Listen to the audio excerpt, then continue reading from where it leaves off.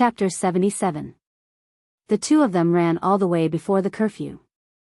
When they arrived at the small alley in front of the back door of the Hu estate, Hu Yan supported herself against the wall and panted as she spoke to her maidservant Xiao Qing, who also looked as if she had fallen apart. "Let's rest for a while before entering the estate. Otherwise, if father sees us, we will be in big trouble." "What are you afraid of me seeing you?" A deep male voice rang out beside her. It wasn't loud, but it sounded like a clap of thunder in Hu Yan's ears. "Ah! Ghost!" As soon as she heard someone else's voice, the servant girl Xiao Qing screamed instinctively and then hid behind Miss Hu Yan. "Xiao Qing, what are you doing?" "I can't tell. That's my father's voice."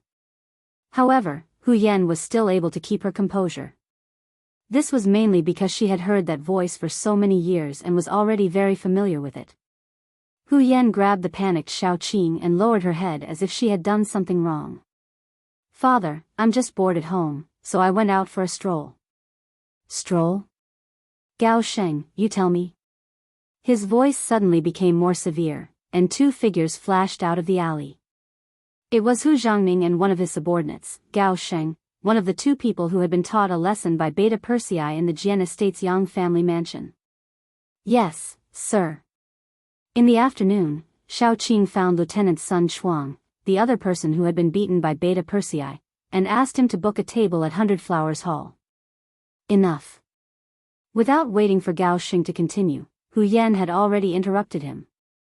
Since her father had even investigated this, there was no point in explaining anything.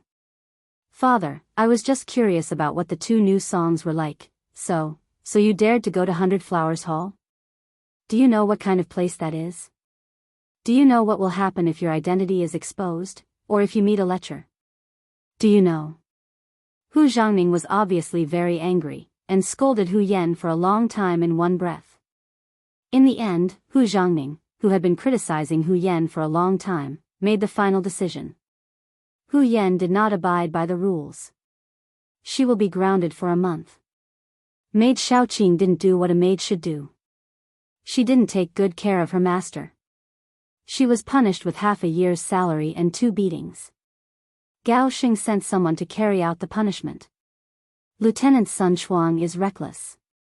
His salary will be deducted for half a year, and he will also be punished with 10 planks."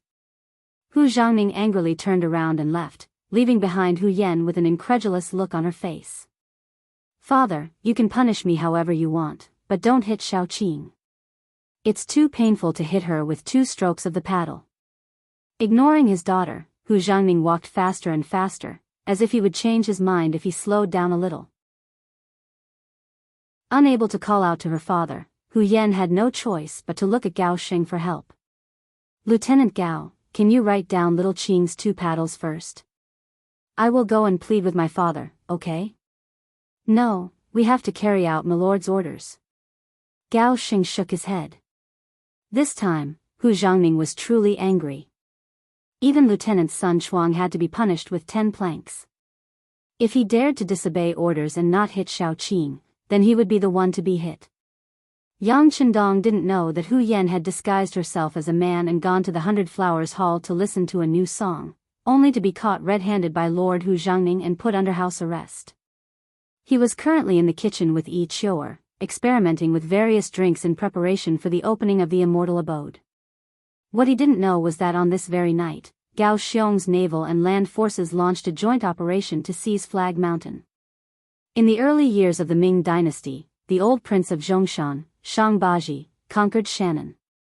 Together with Shan Bei and Zhongshan, they formed the unified Ryukyu Kingdom, the first Shang dynasty. This was also the golden age of the Ryukyu Kingdom. Its commerce was highly developed, and it traded with the Ming dynasty, Korea, Southeast Asia, and Japan. However, all of this had just begun when it was forced to stop because of Yang Chendong. Gao Xiong led a powerful navy to harass and surround the Ryukyu Islands. This caused the Ryukyu Kingdom to suffer great losses. Its maritime trade was hindered, and it became a closed country. Qiqian City was occupied, and the sea routes were sealed. This caused the 6th generation king to die of anger, and the successor was the seventh-generation king, Shangde, who was still underage. Shangde was only 12 years old. Because of his father's early death, he took over the throne. However, even though he was the king of a territory, he still couldn't change the current situation of the Ryukyu Islands.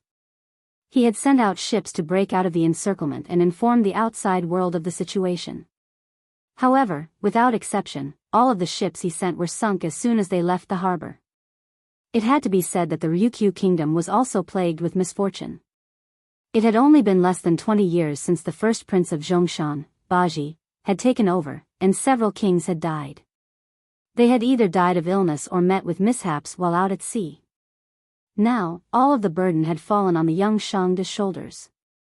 How could he not be worried? After trying all sorts of methods, he finally decided to stay put and wait for reinforcements. Perhaps after a while, someone would discover that something was wrong with the Ryukyu Islands, and they would send people to investigate. Shangde still held on to a sliver of hope, but Gao Xiong couldn't wait any longer.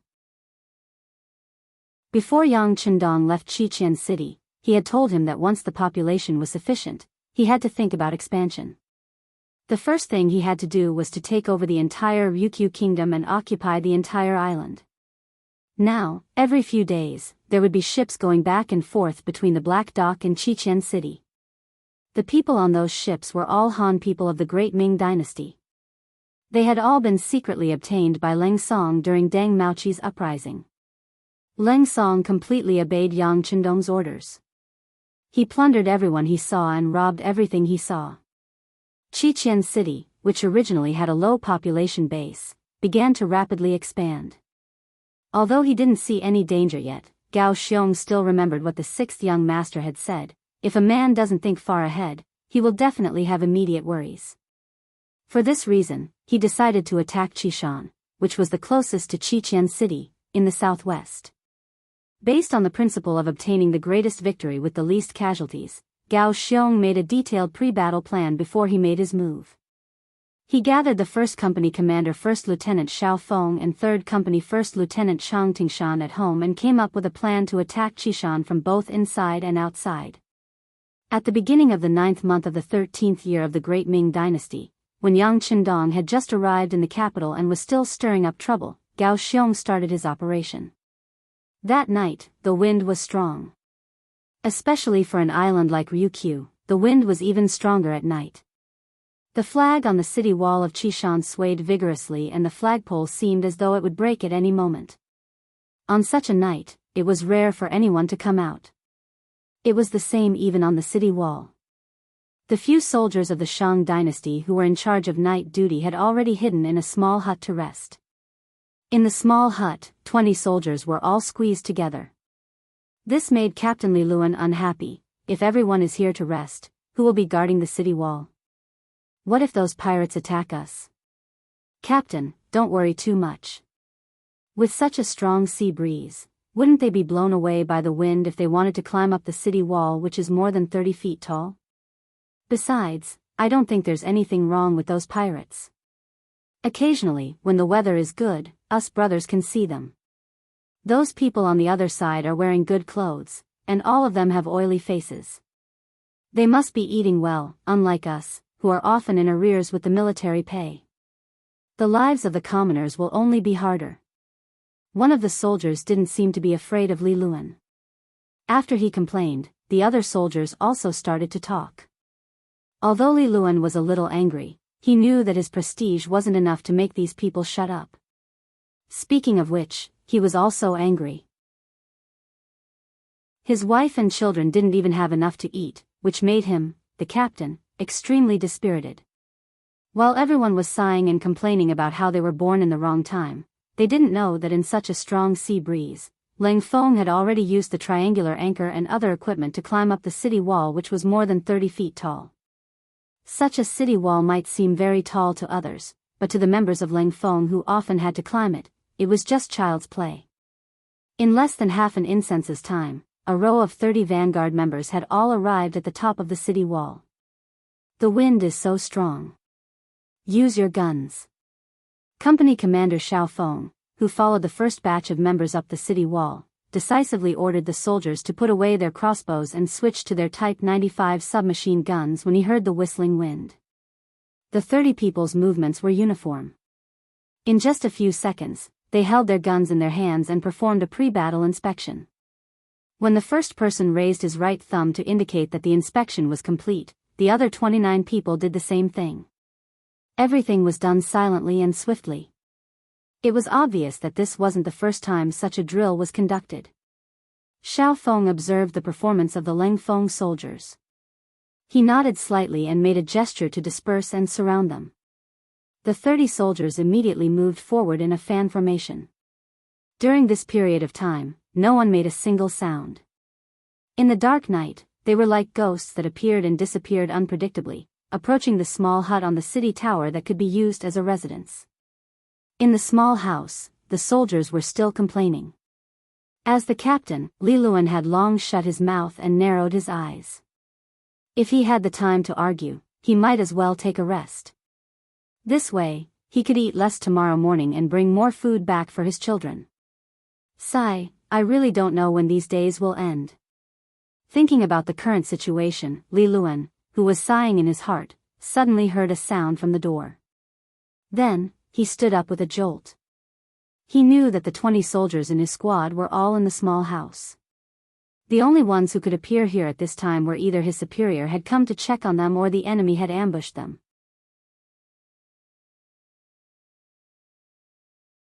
Chapter 78.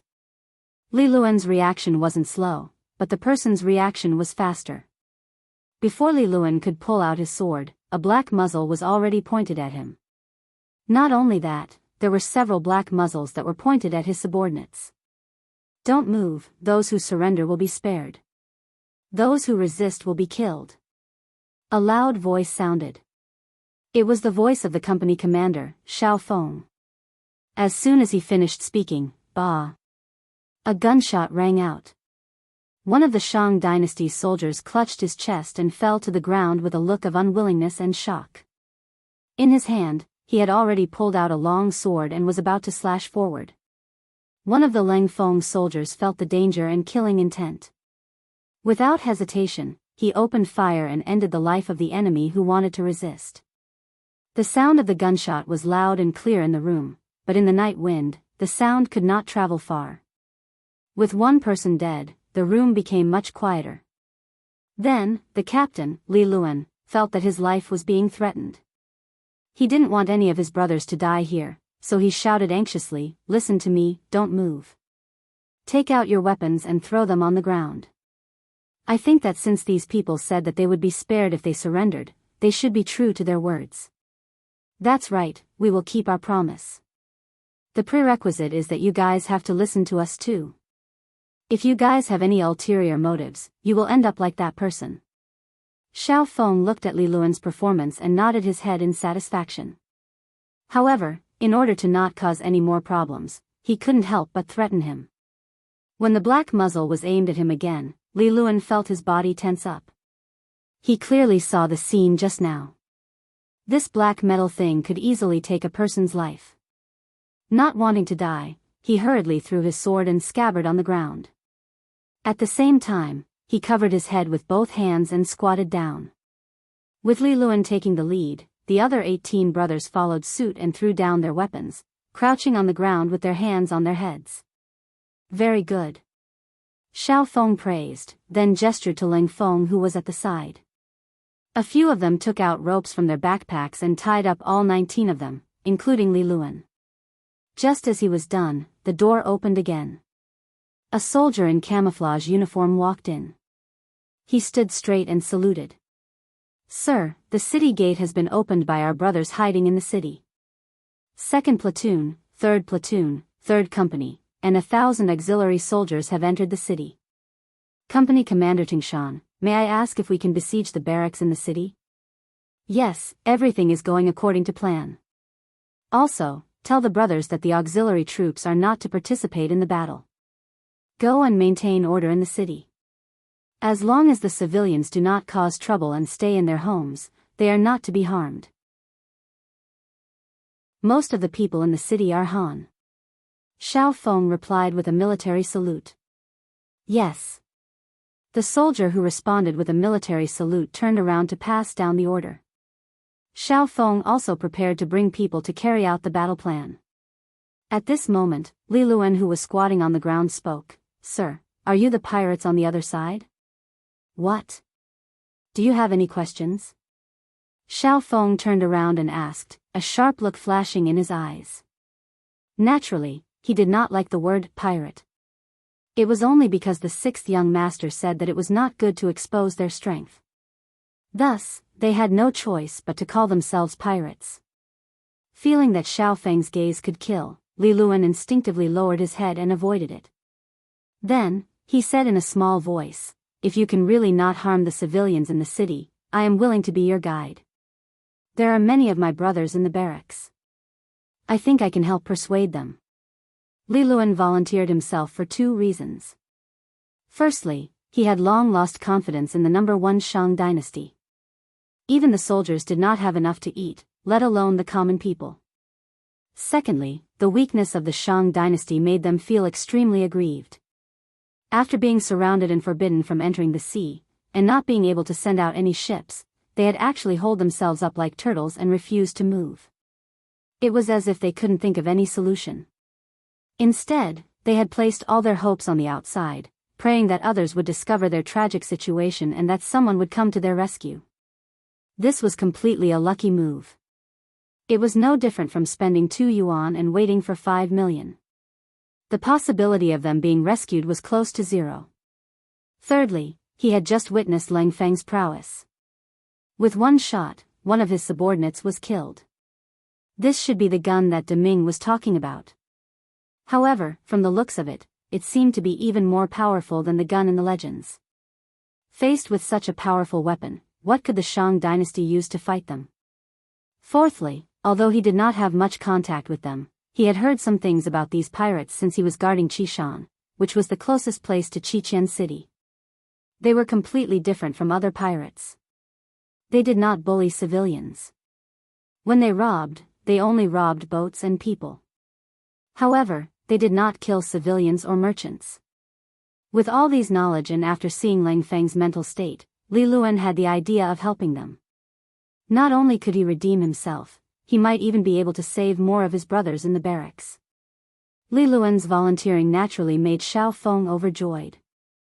Alright, if you do this well, not only can you save more people from the flames of war, you can also save more lives. You can also be considered to have performed a meritorious deed. How about this, untie him and bring him along with us. Li Luan regained his freedom. However, there were 2 Lang Feng beside him so that they could restrain him immediately if he made any strange movements. With Li Luan leading the way, the cold vanguard moved even faster. With the cover provided by the strong wind at night, when the 1st company and the 3rd company, a total of 200 cold vanguards, arrived at the entrance of Qishan military camp, the soldiers there were still not alerted at all. Rocket launcher team, get ready. Everyone, load your guns. If there's any resistance, kill. As soon as they arrived in front of the barracks, Xiao Feng and 3rd Company's Chang Tingshan looked at each other and gave out the order for the battle. In an instant, the 200 people completed their actions silently. Even in the dark, all the Lang Feng's actions of checking their guns were still swift and perfect. All of this made Li Luan's jaw drop. He had been in the army since he was a teenager. He had seen many armies, including some elite ones, but this was the first time he had seen one as outstanding as the one before him. Were these people the celestial soldiers and celestial generals that were mentioned in the books? Why were their actions so uniform? Why didn't the 200 people make any extra noise? At this moment, Li Luan had a feeling that Qishan would definitely be taken down if they were to fight head-on. At the same time, he did not know why he felt his blood boiling. At this moment, he suddenly had the urge to join this army. Ready. The squad leaders reported softly. As the commander of this battle, Xiao Feng said to Li Luan beside him after seeing that the Lang Feng were ready, it's up to you now. I can guarantee you that as long as you lay down your weapons and surrender, you can live. On the other hand, no matter what the reason is, if you dare to pick up your weapons and resist, you must die. Understood. Li Luan could tell that this army's combat power was extraordinary. He did not dare to bargain and immediately agreed. Then, an iron loudspeaker appeared in front of him. It was a round loudspeaker. Even without electricity, the loudspeaker could spread the sound better. Holding the loudspeaker, Li Luan's loud voice suddenly rang in the night. "Brothers in the camp, I'm Li Luan, the squad leader of the guards on the wall. You've been surrounded. Lay down your weapons and surrender, and you can live. We're all Hans. 500 years ago, we were one family. Don't be a futile resistance." His shout was like a clap of thunder in the silent night. It exploded in the entire camp and caused an uproar. For a moment, there were all kinds of curses in the camp. Most of them were cursing to find their uniforms and weapons. The cursing continued for about half a quarter of an hour before it slowly subsided. Then, in the dark, 100-man squad crept toward the wooden fence. It seemed like they wanted to use their advantage of being more familiar with the terrain to launch a counterattack. Ready the rocket launcher. Target the wooden fence. Fire. Xiao Feng had already seen the enemy's every move with his night vision goggles. Night battles were a part of Lang Feng's training. Because of proper nutrition, the ordinary soldiers did not suffer from night blindness. At this moment, they could clearly see the enemy's actions in the opposite camp. The commander gave the order, and immediately, 2 rocket launchers with powerful flames shot forward. After 1.5 seconds, they slammed into the wooden fence that could block the impact of manpower and horsepower. Immediately, flames soared into the sky, and the sound was like thunder. The rocket launcher was a type of infantry anti-tank and siege weapon. It was light and had a short range. At the same time, it could be fired in a straight line, upward, or downward direction. It had a variety of attack methods that were perfect for close-range sieges. The 2 rocket launchers were fired and instantly destroyed the main gate of the camp. The powerful flames and explosive force scared the 100-man vanguard soldiers who wanted to sneak out of the camp. What is this? Is this the wrath of the heavens? This must be the punishment of the heavens. After seeing such powerful firepower, the 100-man vanguard's morale immediately collapsed. In the face of the unknown, humans naturally had a kind of fear, not to mention that it had such great power. Li Luan looked at everything in front of him in a daze. When he saw such powerful firearms, he knew that the soldiers of Qishan's camp had been defeated. He only hesitated for a few seconds before he shouted again, "Brothers, I'm Li Luan. You should have seen the power of these firearms. If you don't want to die, throw down your weapons and surrender. Your families are still waiting for us to return safely in the city."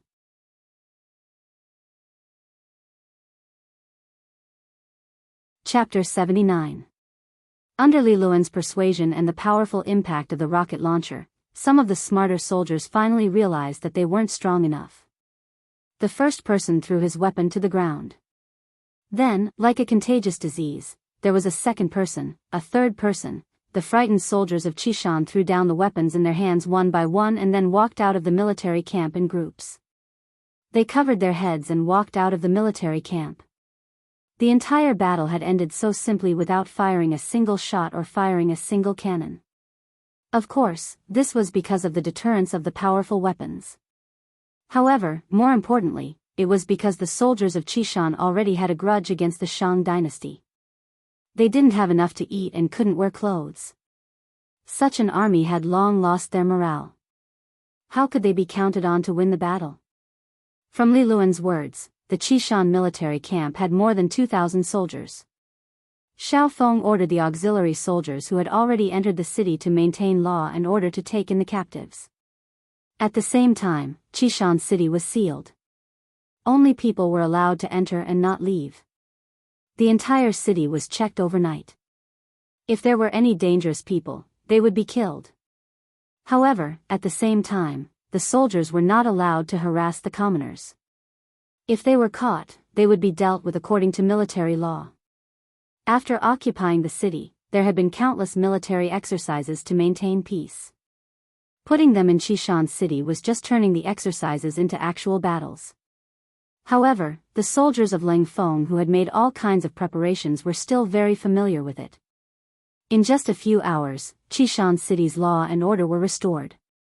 There were even some courageous commoners who dared to appear in the morning market to continue trading. When the sun rose, a new 5-starred red flag was placed on the city walls of Qishan City. This meant that from this moment onwards, this place was under Yang Chendong's control. Get someone to inform Captain Gao Xiong of this news. Then pass it on to the 6th young master. At the same time, all platoon leaders and squad leaders will have a meeting to review the battle and point out their own shortcomings. Xiaofeng followed Yang Chendong's training and carried out his work with the mindset that there must be a conclusion after the battle. In conclusion, it was a method that could allow people to grow and become stronger quickly. Reality also proved that a big summary after a big battle and a small summary after a small battle could expose more potential problems and point out the correct direction to fight the next battle. In the palace hall, the officials had already arrived at the morning court. Because the emperor had not arrived yet, the officials gathered in 2s and 3s to chat. Lord Li, did you receive Yang Shima's gift yesterday? A voice that was not too abrupt came from the crowd. In fact, he was already used to such conversations before every morning court session. Lord Zhang, what kind of gift is that? Isn't it just toilet paper? Lord Li shook his head lightly, as if Lord Zhang was making a fuss over nothing. Hey, there are many ways to use that. If I'm not wrong, you definitely haven't used that thing. Lord Zhang said with a mysterious expression. Am I useless? Did you use it? Lord Li's curiosity was piqued by Lord Zhang's words. Of course, it's all thanks to my wife. When it was delivered, her stomach was not feeling well, so she took it and used it. When she came back, she told you about the wonderful effects of this thing. It was really comfortable and very soft. I didn't believe it, so I used it once. I decided that after that, I'll always use this toilet paper. Not only that, when I'm done with court, I'll send someone to the Yang clan manor to find a Yang Xian horse and get some more, Lord Zhang said as if he had benefited from this experience. It wasn't just Lord Zhang in court. Lord Wang, Lord Sun, Lord Zhou, Lord Wu, and the other officials had all used this benefit and knew of its benefits. The officials who didn't think much of it before were all intrigued by the words of these people. They all decided to go back to their mansions to see what the toilet paper was. They wanted to see if it was better than the wood and bamboo pieces that they usually used. Because of Yang Chendong, the toilet bowl had been introduced first, and the majority of officials in the capital had already started using it. Now, toilet paper had become a complementary product. Although it seemed unremarkable, it was truly the beginning of a new civilization. Not to mention what was said in the morning court. After the court was dismissed, most of the important officials hurried back to their residences. Not long after, the stewards of the various residences boarded their carriages and left the city, heading straight for the Yang clan manor 15 li south of the city. This was because the Yang clan manor had a large number of potatoes, and it was the only one in the Great Ming dynasty. For its safety, the Eastern faction guards and embroidered uniform guards took turns to guard the manor to prevent anyone from causing trouble.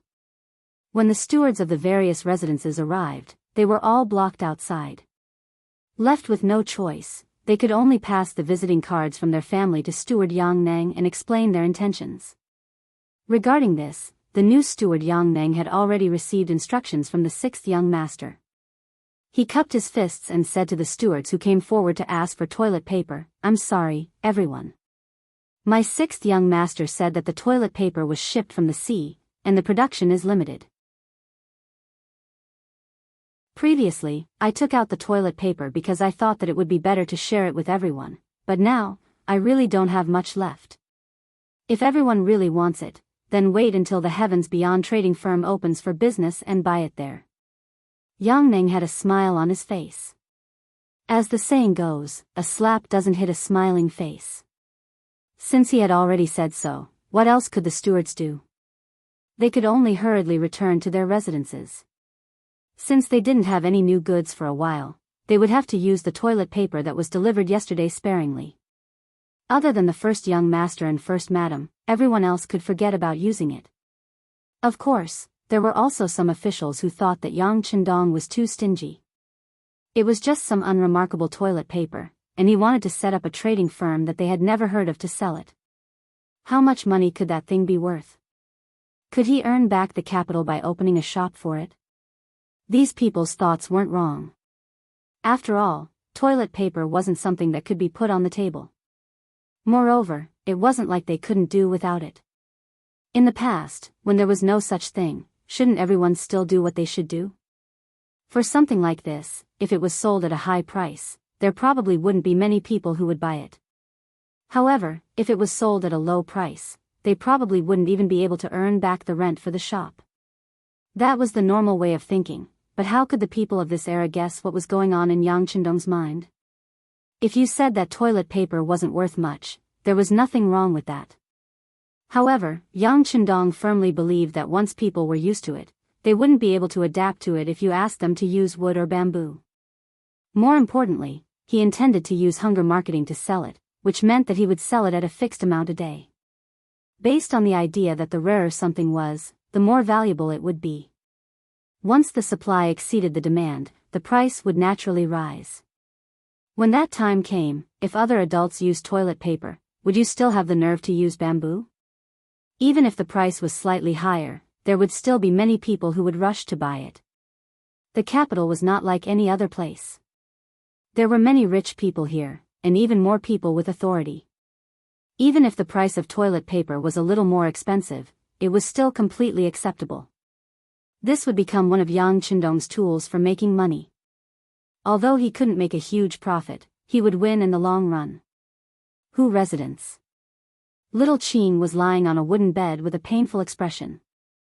The 2 hits on her buttocks made her feel as if she was about to die. Little Qing, how do you feel? Does it hurt?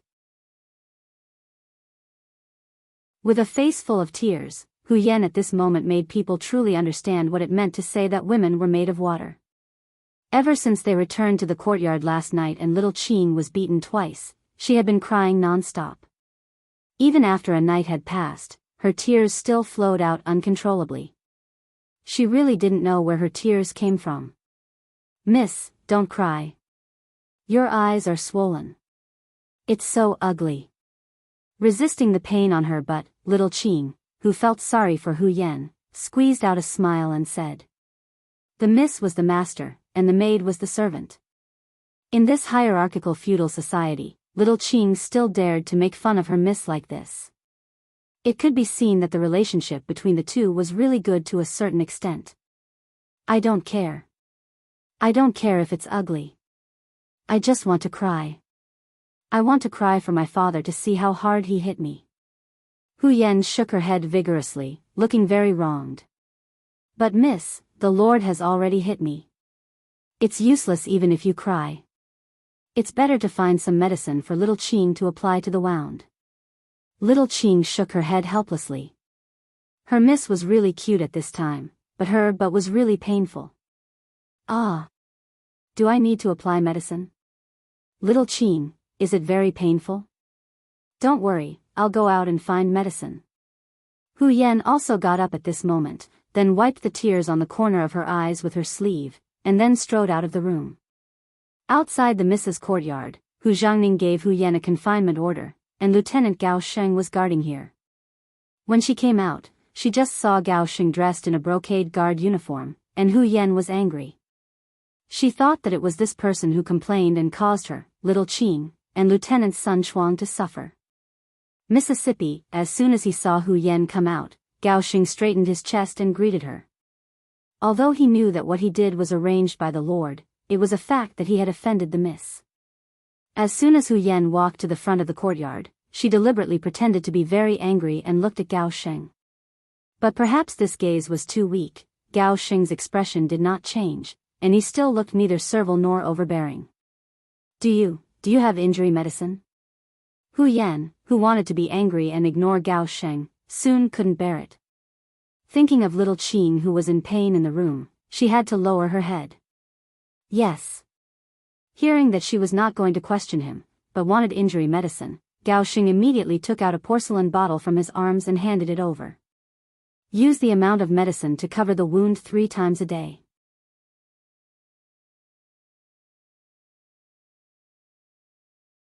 Chapter 80. Reaching out to take the porcelain bottle, Hu Yan angrily turned around and left without even saying a word of thanks. Gao Xing seemed to be used to being treated like this. He just smiled and stood there again. At this time, a cough suddenly sounded behind him. He turned around vigilantly. After seeing the person, he hurriedly bowed respectfully and said, "Sir." Why did Miss look for you just now?" The person who came was Hu Zhangning. At this time, he had a constipated expression. After the morning court, he was called by his mother, Hu Yushi, to find a way to get some toilet paper. At this moment, Hu Zhangning was stumped. It turned out that after the Yang family sent the toilet paper yesterday, Hu Wangshi, who was in charge of the backyard, was going to put it in the family's warehouse. However, Hu Yan, who was rushing over, took it away. Then she used it and the effect was really good. She gave the rest of the things to her mother and grandmother, Hu Yushi.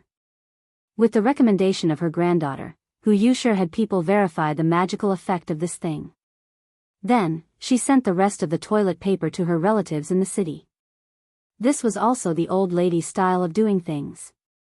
Perhaps because of her humble background, Hu Yushi had always valued her relatives very much. Once there was something good, she would immediately send it over. The toilet paper was the same. Except for a small packet, the rest were sent away.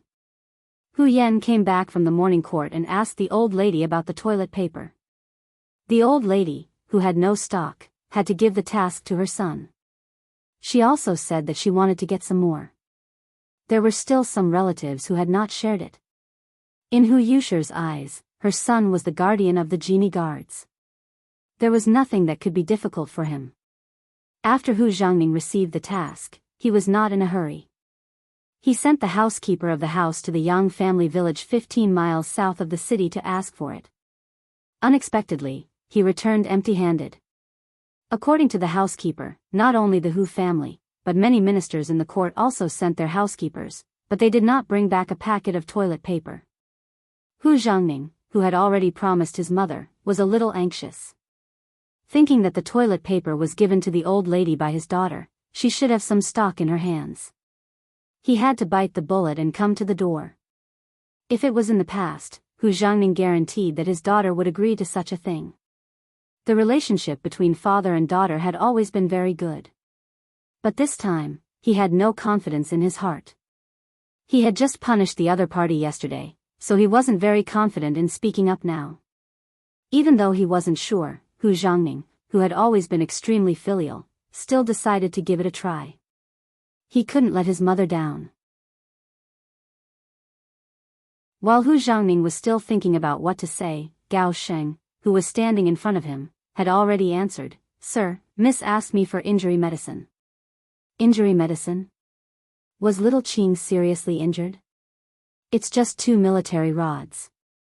Hu Zhangning said nonchalantly. When Gao Xing heard this, he couldn't help but think in his heart. 2 strikes from the military rod might not be much to a soldier, but for Shao Qing, who had tender skin and was greatly cared for by the young miss, that was already a very heavy punishment. He thought this in his heart, but he could not say it out loud. He could only say with a serious expression, "This is the first time that Maid Shao Qing has been beaten by the military." In addition, these 2 beatings were not exaggerated at all. It is inevitable that she will be injured. What? Was there no water at all? I say, you are also right. She is a maid, not a thick-skinned soldier like you. How can she be treated equally? Hu Zhangning pretended to be very angry and reprimanded Gao Sheng. Then he said casually, "Okay, I will go in and take a look." He strode into the young miss courtyard. Looking at Hu Zhangning's departing figure, Gao Sheng was stunned in place. How could he not be treated equally? If these 2 beatings were exaggerated and didn't hurt or itch, he was afraid that when he returned, he would be accused of favoritism. This job was really not easy to do. Hu Zhangning strode into Hu Yan's courtyard. Before he even entered, he called out loudly, "Is Yan here?" "Father is coming in." As soon as he shouted, Hu Yan, whose face was still filled with anger, had already walked out of the main door. Of course your daughter is here. Where can a grounded person go? Haha. Hu Jiangning smiled awkwardly when he heard the obvious hidden meaning in her words. Then he stretched his neck and glanced into the room. Is your maid Xiaoqing all right? All right? She won't die for the time being.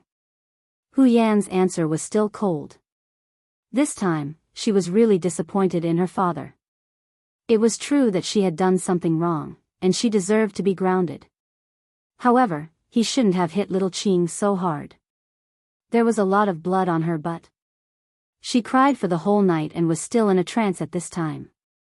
As soon as he heard the words, won't die, Hu Jiangning knew that his daughter was still angry with him. But as a father, how could he simply apologize? Thinking that if he continued, there might be more sarcastic remarks waiting for him, he simply did not ask anymore. Instead, he asked straightforwardly, Yan, father wants to ask you, do you still have the toilet paper that the Yang family sent yesterday? If it were any other time, Hu Yan would definitely ask why, but now she was angry and turned around to leave without thinking. After a while, when she came back, she put a small packet of untouched toilet paper into Hu Jiangning's hand. Don't tell me there's only this much. Looking at the packet in his hand, Hu Jiangning felt that things were going to be bad. Daughter kept a total of 2 small packets and gave the rest to mother and grandmother. What? Father, are you going to take that half packet too? Hu Yan was really angry at this time. She thought that this was simply her father taking revenge on her. Because she made him angry, now he didn't even let her use the toilet paper and wanted to give it all away. Hu Jiangning heard the resentment in his daughter's voice and knew that if he didn't explain, it was likely to become a knot between the father and daughter.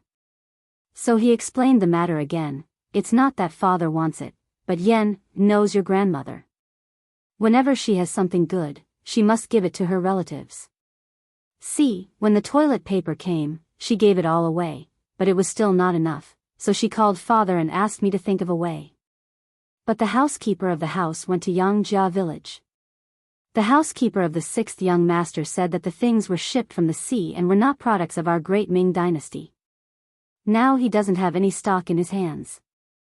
If he wants it, he can wait until the Heavens Beyond Trading Company opens and buy it there. But your grandmother is an impatient person, how can she wait for so long? After saying this, Hu Jiangning spread his hands, indicating that he was helpless. Originally, Hu Yan was prepared to ignore her father, but when the matter involved Yang Chendong, she forgot the decision in her heart. The 6th young master doesn't have it? If not, why did he give it to every family yesterday? This doesn't make sense. Yes, if you say that the 6th young master doesn't have it at all, no one will believe it. But thinking about it, there shouldn't be much left, so it should be true. Otherwise, he wouldn't have embarrassed so many officials. But since he did this, the idea of getting the toilet paper from there is very small. Hu Jiangning said as he shook his head. After hearing her father's analysis, Hu Yan didn't have the same opinion. Instead, she said seriously, since the 6th young master has it, as long as the people sent out are suitable, they can definitely get some. Why don't I go? She had always wanted to see what Yang Chendong looked like, but she didn't have the chance. Wasn't now the right time? She was going to get toilet paper for her grandmother, which was a show of filial piety. Even if others knew, they couldn't blame her. Originally, Hu Jiangning was still worried about this matter. His identity as a butler was not easy to use. Did he have to go personally? If he wanted to come, it would be fine, but if he didn't, wouldn't he lose face? Hu Jiangning really didn't have a better way to deal with Yang Chendong. He had just made a great contribution, and the potatoes hadn't ripened yet. Who could force him to do things? Using martial arts to subdue people, how powerful was that young heir beside him? He was definitely not a match for him. If he couldn't do it, Hu Jiangning had no other way. But now that he heard that his daughter was going personally, his eyes lit up. Yes, his daughter was a child. It would be best if she came, but even if she didn't, it wouldn't be a big deal. But the only thing was that his daughter wasn't married yet. If word got out that she was so ostentatious, it would be bad for her reputation. Hu Zhangning didn't reject her immediately. Instead, he looked like he was deep in thought, which made Hu Yan see hope. "Father, just let me go. I promise that after I go, as long as there is a little bit of toilet paper left in Yangjia village, I will get it for you." "Oh, right, I won't go alone. I'll ask Sister Yang Qi to go with me as a companion. I think outsiders won't be able to say anything." "Sister Yang Qi, are you talking about Yang Duo heir who married Wang Go?" Hu Zhangning immediately mentioned the situation of the Yang family's seventh sister. In the past, Hu Zhangning wouldn't have known about a daughter of the Yang family. But ever since Yang Qindong appeared, Yang Duo heir had become a celebrity and a woman that everyone knew. "Yes, it's her," Hu Yan said proudly. "Yang Duo heir hasn't been to the Yang village yet? This time, it's only right for me to accompany her back. When the sixth young master sees his seventh sister and is happy, won't he give me whatever I want?" Hu Yan said proudly, but in her heart, she was thinking that since it was her first time meeting Yang Qindong, she should at least bring some greeting gifts. So, she set her sights on Yang Duo heir. Hu Zhangning thought about the feasibility of this matter. Indeed, with such a reason, Yang Qindong would have a good impression of her and the chances of her getting toilet paper would increase a lot. But then his gaze fell on his daughter again, looking at her with a faint smile.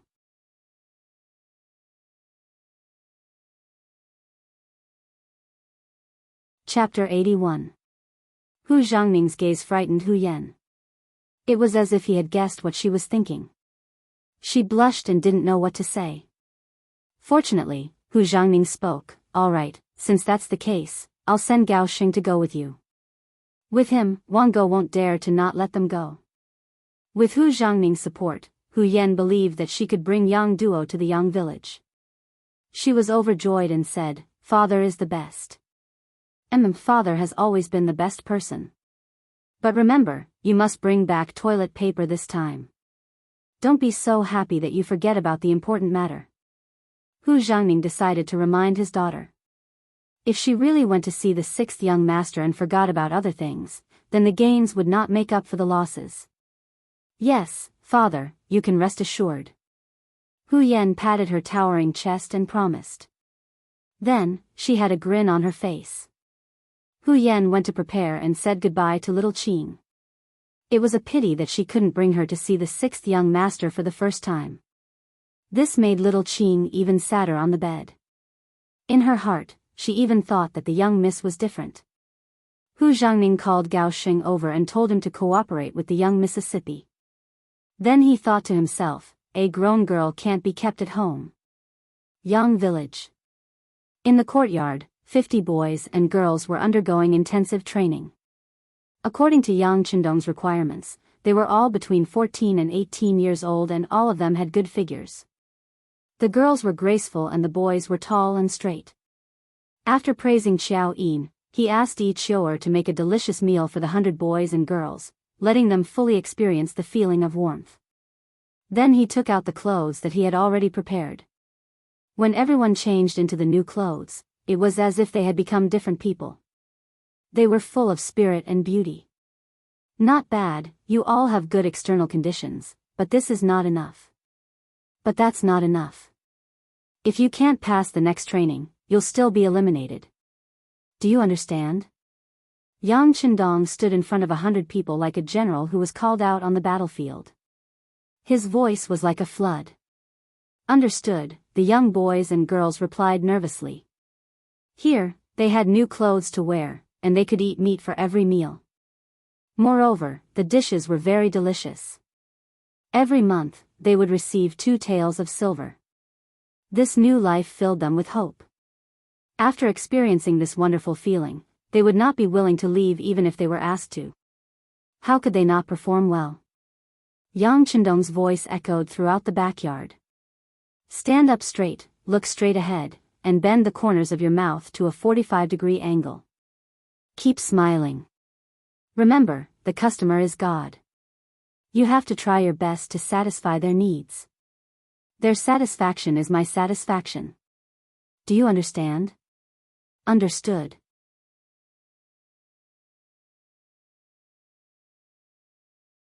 However, when she thought of how she would explain to her parents in the afterlife if she died like this, she could only force herself to live on.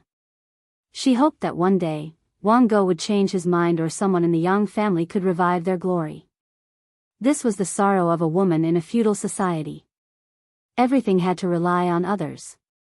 It was extremely difficult to rely on oneself to change anything. Fortunately, a life that should have been hopeless had a comprehensive change because of Yang Dong's unexpected arrival. That morning, the moment Yang Chendong kicked open the Wang family's door, Yang Duo's fate also changed. Her husband and mother-in-law being beaten made them start to face themselves again. At least in these few days, she slowly felt that her dignity was respected again. Although this respect was only on the surface, Yang Duo was still full of hope in her heart. Today, Hu Yan's sudden appearance, accompanied by the captain of the brocade guard, was to invite her back to the Yang family manor. In this regard, Wang Go did not dare to have the slightest objection. He even forced out a smile and said that if she wanted, she could stay at her maternal home for a few more days. Feeling that Wang Go was not concerned but afraid, Yang Duo's heart was filled with mixed feelings. What made her even more afraid was how to face her seventh brother. The person who would only follow behind her when they were young and whom she despised had finally grown up. Not only that, he seemed to be even more outstanding than her brothers. When she thought of the heroic aura that her sixth brother exuded when he kicked open the Wang family's door that morning, Yang Duo blushed with shame and did not dare to meet him. This was also why after a few days, she still did not come to the Yang family manor to take a look. In the carriage, Yang Duo was very nervous, which made Hu Yan, who should have been nervous, relax a lot. She began to comfort Yang Duo. Sister Duo the sixth young master is your brother and is so nervous about you. What are you afraid of? Listen to your younger sister, when you see him, you should reprimand him first to suppress his imposing manner. Hu Yan thought of Yang Chendong being scolded and not daring to talk back, and couldn't help but giggle. Scold sixth brother? Why? Also, what should I scold him for? Yang Duo's face was filled with confusion. Clearly, she did not understand what Hu Yan meant. You. Hu Yan put her finger to her mouth and rolled her eyes. Suddenly, she said in surprise, scold him for beating your husband and mother-in-law. Let him give you an explanation. In short, you have to shock him first and let him know how powerful you are. Hu Yan's idea made Yang Duo shake her head and say, I'm not powerful. Otherwise, I wouldn't have suffered such a big loss in the Wang family. Forget it, I'd better not scold sixth brother. He beat the imperial court officials for me. He took a great risk. Hu Yan slowly closed her mouth. She knew that it was impossible to see Yang Chendong suffer. Seventh young lady, the young master invites you in. Outside, Hu Meng arrived in front of the carriage. He signaled Yang Lu with his eyes, and Yang Lu replaced the original coachman. Gao Xing was also sent far away. Yang Lu then drove the carriage into the Yang clan manor. The East faction protector, who was standing nearby, saw that the carriage was driven by the Yang family servant, so he did not come up to check. After a few days of contact, the two sides had a tacit understanding. The East faction protector and the genie guard would not take the initiative to trouble the Yang family. The Yang family's servants also followed the rules. All the carriages that came here were checked by those people, except for the Yang family's carriages. In Yang Chendong's words, this was the Yang family manor. Did the Yang family need to check their own home? What was the reason? For this matter, the East faction protector also reported the matter to Wang Zhen, but the answer he got was that since the sixth young master said so, he would do as he said. The carriage smoothly drove into the Yang family manor. Through the curtain of the carriage, Hu Yan looked out curiously. However, it didn't seem to be any different from the other manors, which made her feel a little disappointed. It was not until the carriage drove into the square in the backyard of the Yang family manor that the scene in front of her changed. She saw 100 boys and girls wearing clothes that she had never seen before standing under the scorching sun, motionless. God! The clothes they wear are so beautiful. Hu Yan's gaze was deeply attracted by the scene in front of her as she spoke like a love-struck fool.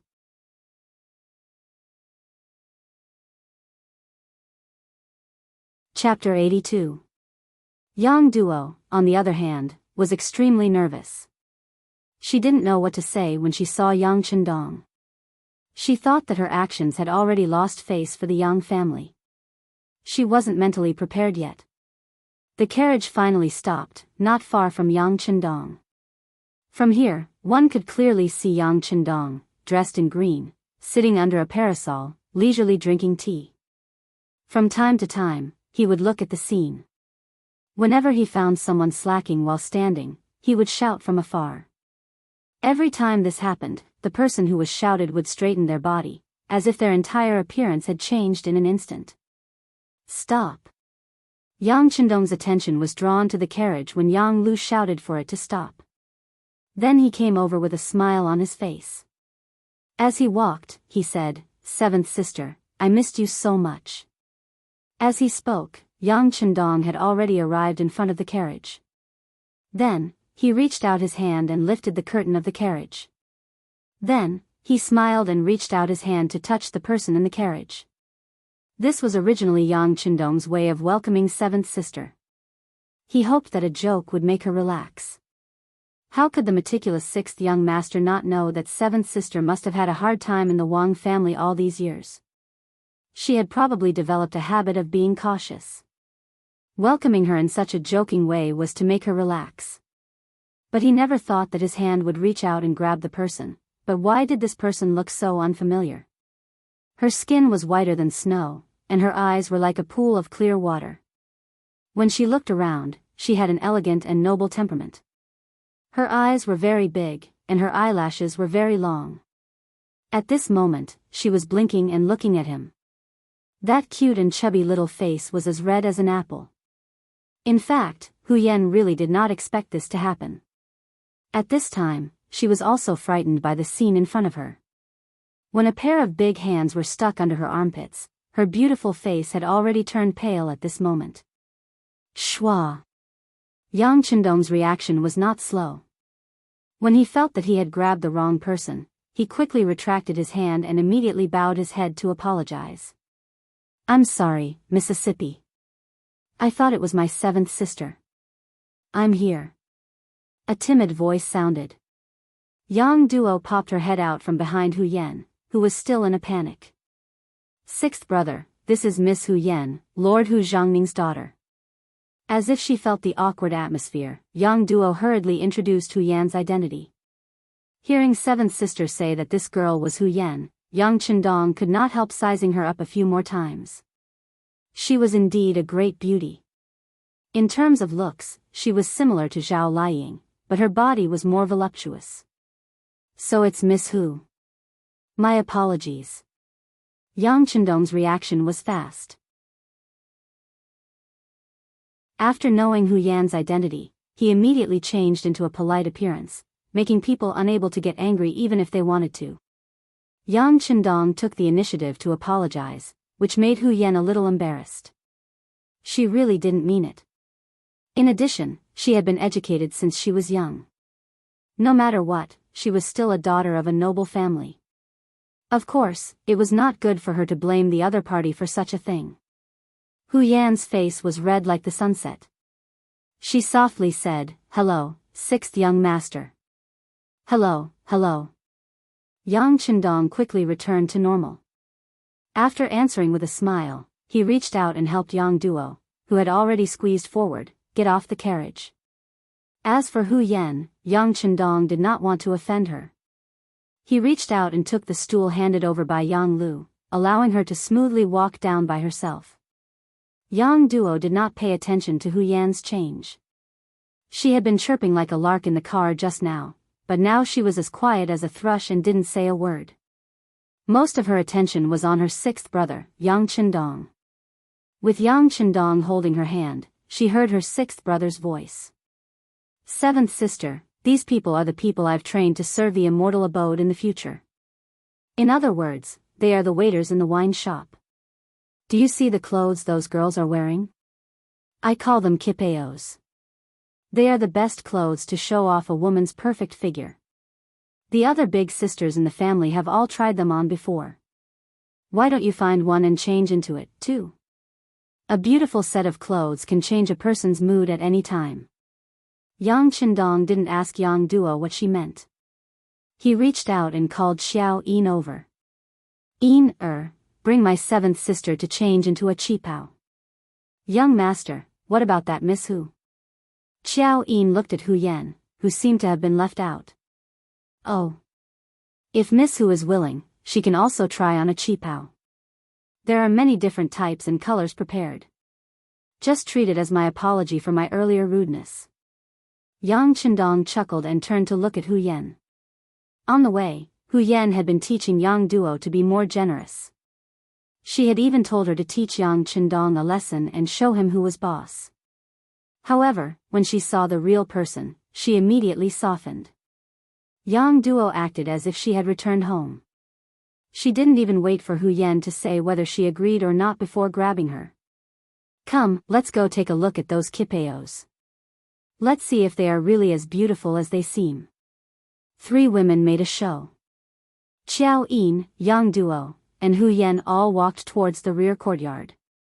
Yang Qindong smiled as he watched the three leave. When they were no longer in sight, he turned around. Tiger's Mane and Yang Lu were already half kneeling on the ground. Didn't you check the carriage before? Clearly, Yang Qindong was reprimanding them for their earlier rudeness to Hu Yan. It is this subordinate's dereliction of duty. I originally thought that since it was Miss Seven's carriage, there was no need to check it. Tiger's Mane lowered his head. He knew that he had really made a mistake this time. Fortunately, it was Miss Hu Yan who came. If it was an assassin, the sixth young master would have been in danger. The Yang clan was his own family. There was no need to check. This was Yang Qindong's previous order. There was nothing wrong with them following orders. For a moment, the sixth young master couldn't punish them. He could only shake his head and say, "Forget it. This won't happen again. In the future, we still have to check the carriage. At the very least, we can't let any bad people sneak in. Also, have you prepared the people I asked you to prepare to serve Miss Seven? They are ready. They are in the rear courtyard. I'll tell them to get ready immediately." Tiger's Mane knew that this matter was over.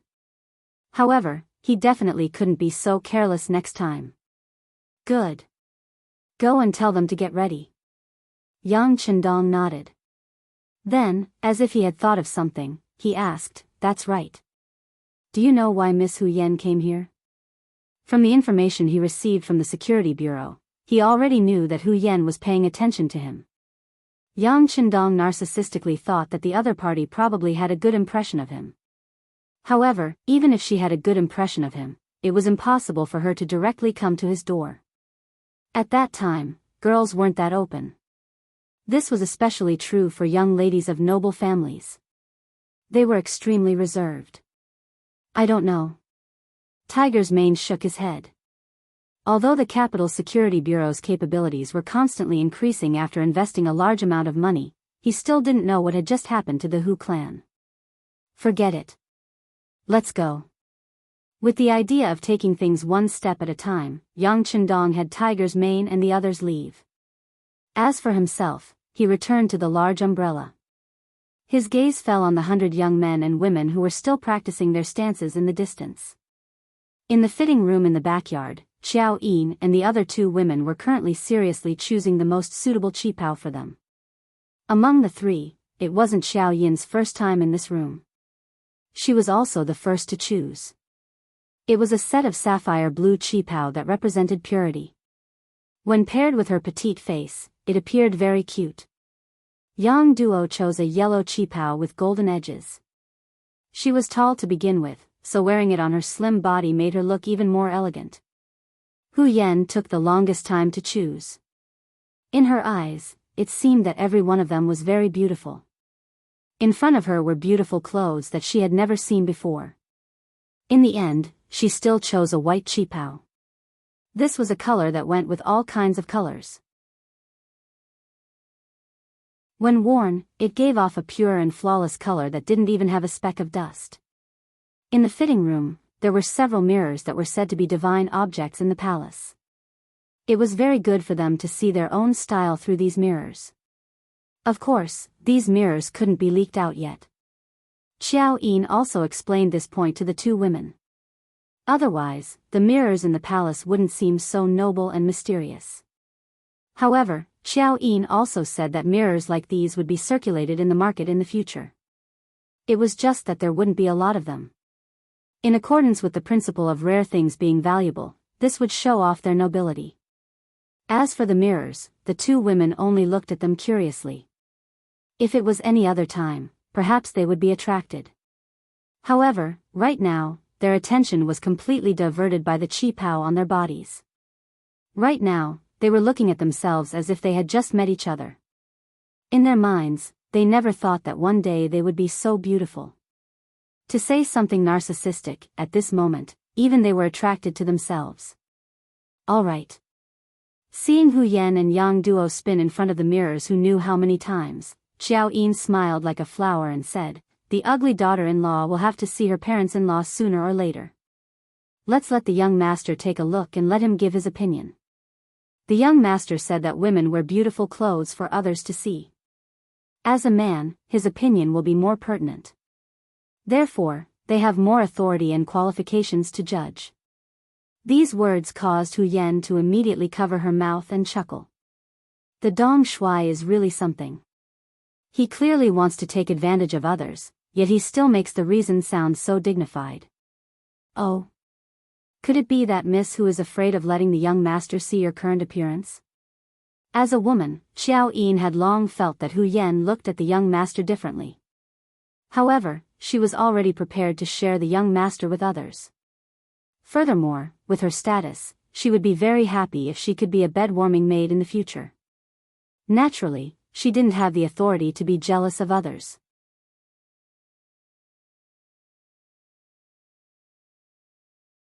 Chapter 83. Why would I be scared? Let's see then. Hu Yan seemed to be throwing a tantrum as she spoke, but she was probably the only one who knew what she was really thinking. She really wanted to see what kind of expression Yang Qindong would have when he saw her in this white qipao. In the backyard, the 100 young men and women had already switched to walking. A paper bowl was placed on top of each of their heads. In Yang Qindong's words, they had to keep the upper half of their bodies steady while walking. They absolutely couldn't allow their paper bowls to fall.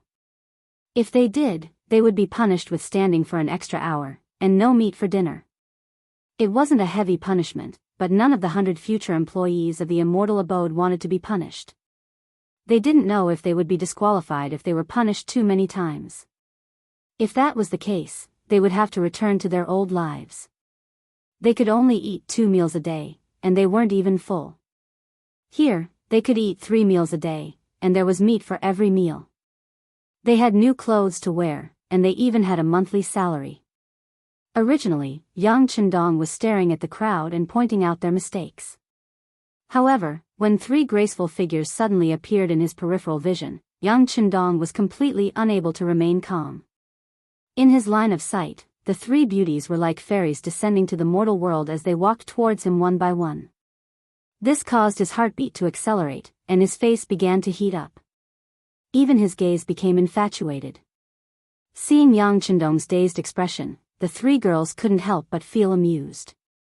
In the end, it was Xiao Yin, who was the closest to him, who slowly walked up and whispered into his ear, "Young master, you're almost drooling." "Ah. Oh. Yang Qindong, who had lost his composure, hurriedly raised his hand to wipe his mouth. However, how could he wipe anything?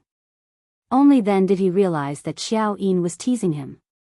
He couldn't help but awkwardly say, "Yin, you're being naughty again." Ha ha ha. When she saw that Yang Qindong really was wiping his mouth, Xiao Yin skipped away with a smile. This scene also caused Yang Duo and Hu Yan to cover their mouths and laugh. "Humph. You actually dare to laugh at this young master? In order to punish you all, someone come and serve me with a brush. Yang Chendong saw that the three women were so beautiful, and each of them had an extraordinary temperament. It really felt like 100 flowers were blooming, and he had the idea of painting them as a memento. After Yang Chendong shouted, Tiger's mane had already turned around and disappeared. When he reappeared, he was holding a wooden frame in his hands. That was the so-called easel that the sixth young master had requested. Does Yang Chendong know how to draw? Naturally, the answer was yes. As an outstanding member of the Wolf's Fang external operations team, drawing was a skill that must be mastered. Among them, he was best at sketching. The so-called easel was prepared according to the standard of sketching. When the easel was placed there, Yang Chendong took out a hard pencil from the warehouse and had Xiao Yin stand in front of him. Then, he began to draw.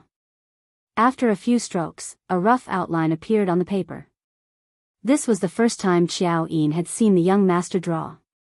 Out of absolute trust, she stood there without moving. On the other hand, Yang Duo and Hu Yan, who had nothing to do for the time being, came up to join in on the fun. When the two arrived in front of the easel and looked down, their originally playful expressions immediately turned into incomparable astonishment. With just a few strokes, an undulating and curving line was outlined. After the shape, structure, characteristics, rhythm, and charm were displayed one by one, Xiao Yin seemed to come alive on the paper. What kind of drawing technique is this? Yang Duo and Xiao Yin both had extremely astonished expressions.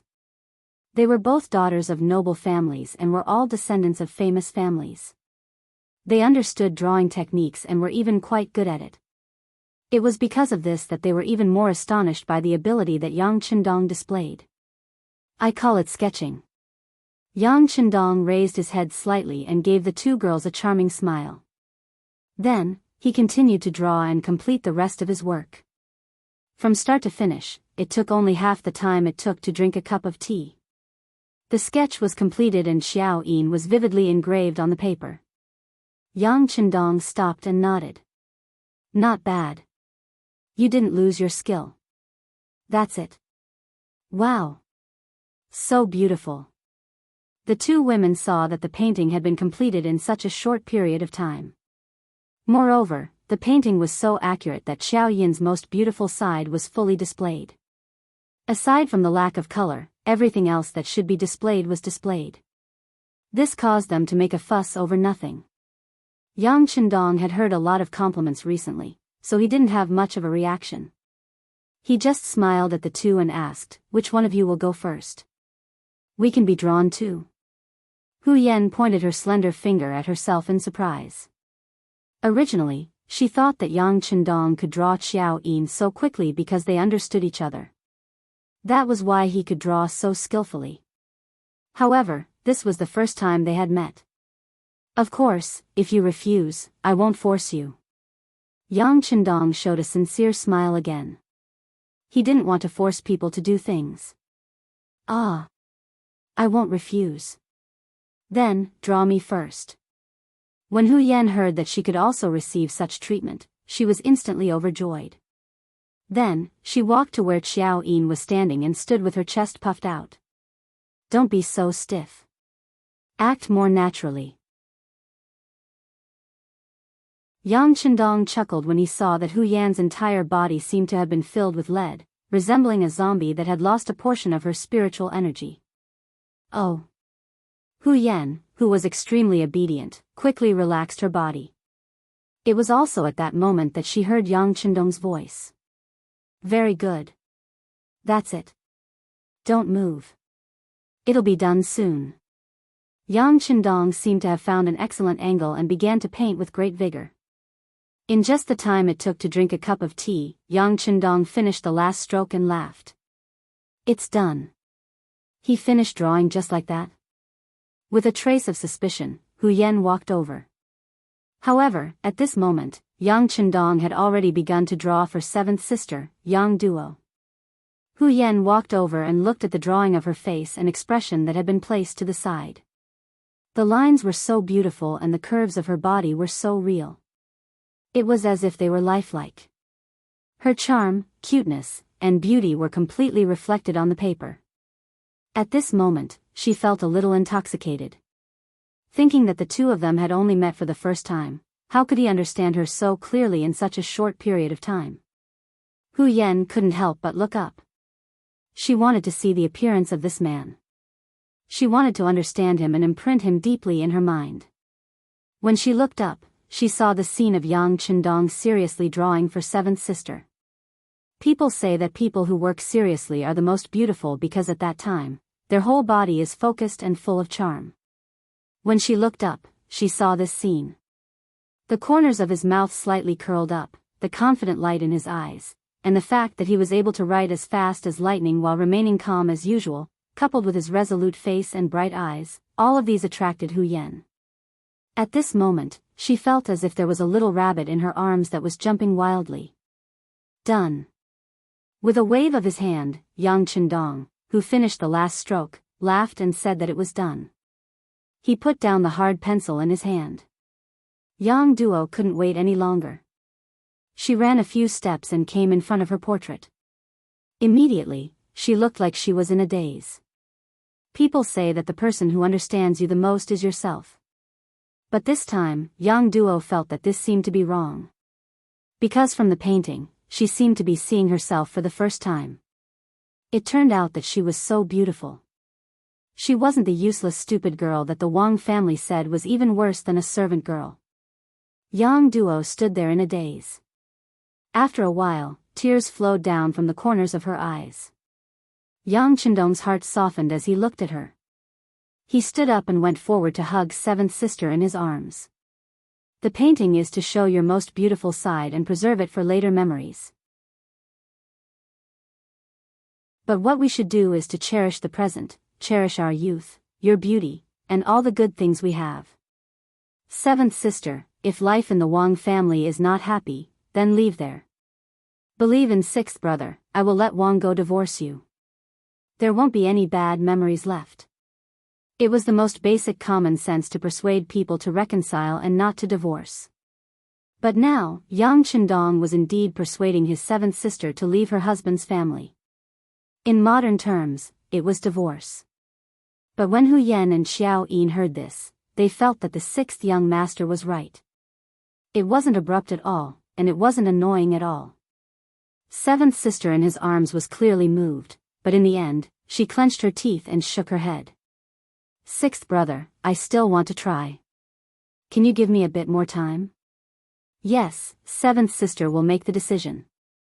Sixth brother just wants to tell you that no matter when, no matter what decision you make, sixth brother will support you unconditionally. Because in sixth brother's eyes, seventh sister will always be the best and most beautiful girl. As for the others, they can think whatever they want and see whatever they want. Even if Butcher Zhang dies, I won't eat that pig with hair. The originally very warm scene was indeed because of Yang Qindong's last proverb that broke the mood. For a moment, the three women all laughed out loud, and the atmosphere at the scene also became a lot more harmonious because of this sentence. The three girls each held the painting with their own picture in their hands. They loved it so much that if anyone wanted to snatch it from them, there would be a fierce struggle. Next, with the company of the three goddess-like women, Yang Qindong felt that life was extremely comfortable. Even time seemed to pass very quickly. What's wrong? It was already time for lunch. He brought the three girls, who had changed back to their original clothes, to the front of the crop field. The four of them personally plucked several stalks of potatoes, about 40 to 50 caddies. It was the first time the three girls had done something like this. Naturally, they were very happy and couldn't stop smiling. On the other hand, the East faction guards who were in charge of watching over them were very distressed.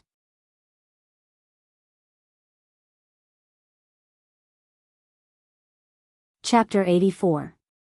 Their duty was to guard this place. Without orders from above, no one was allowed to casually approach this place and pick the fruits. However, the orders given by the higher-ups depended on the person involved. For example, Yang Qindong, the discoverer and cultivator, was definitely not an exception. The fields here all belonged to the Yang family, so of course he could do whatever he wanted.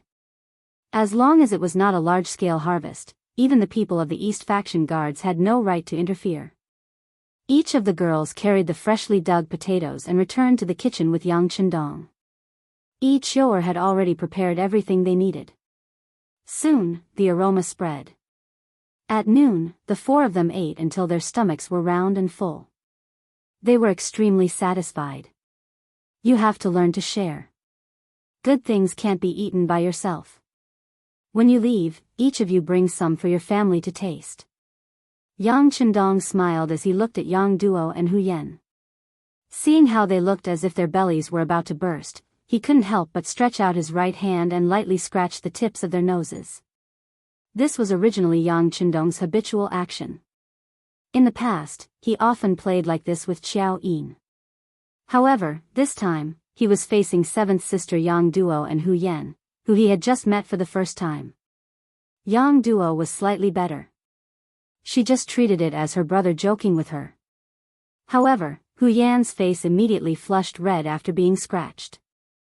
This seemingly habitual action by Yang Chendong was actually very intimate and flirtatious in her eyes. Only after he scratched her nose did Yang Chendong feel that his actions were somewhat inappropriate. However, the matter had already been done. It was too late to apologize. Instead, it would destroy this beautiful atmosphere. He immediately clapped his hands and said, "Sister Chioer, bring a few of the drinks that we prepared beforehand." Each Chioer complied. Then, a few servants carried a few transparent cups and placed them on the table. The cups were transparent glasses from the future. There were a few drinks that had already been prepared.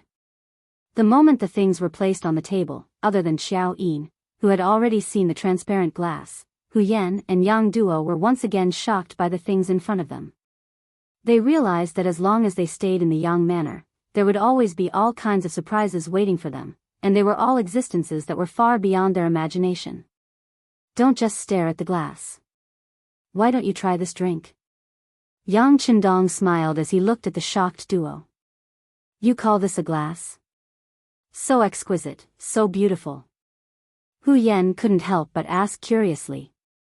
Yes, this is called a glass cup. It's an improved product of colored glass. It's more transparent and gives people a clearer feeling. As Yang Chendong explained, he picked up the glass in front of him and took a sip. Try it. The drinks inside are the real delicacies. I guarantee that none of you have tasted it before. Of course, no one had tasted it before. No matter if it was the apple juice, orange juice, peach juice, milk tea, or fruit tea placed in front of them, none of them had ever seen or heard of them before, let alone tasted them. The three women imitated Yang Chendong and began to taste it. They couldn't stop once they tasted it. In the end, they drank until their bellies were round and full. At this moment, they were a bit regretful. If they had known earlier, they wouldn't have eaten so much at lunch. Now that there was delicious food in front of them, they could only look and not drink. It was too much of a pity. The three women ate and drank their fill. It was already the middle of the afternoon. Only then did they feel that time had passed too quickly.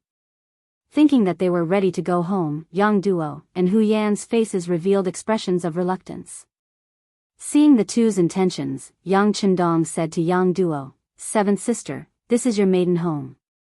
If you don't want to go back, just stay here." This was something that Yang Chendong could only say to Yang Duo, but he couldn't do anything about Hu Yen.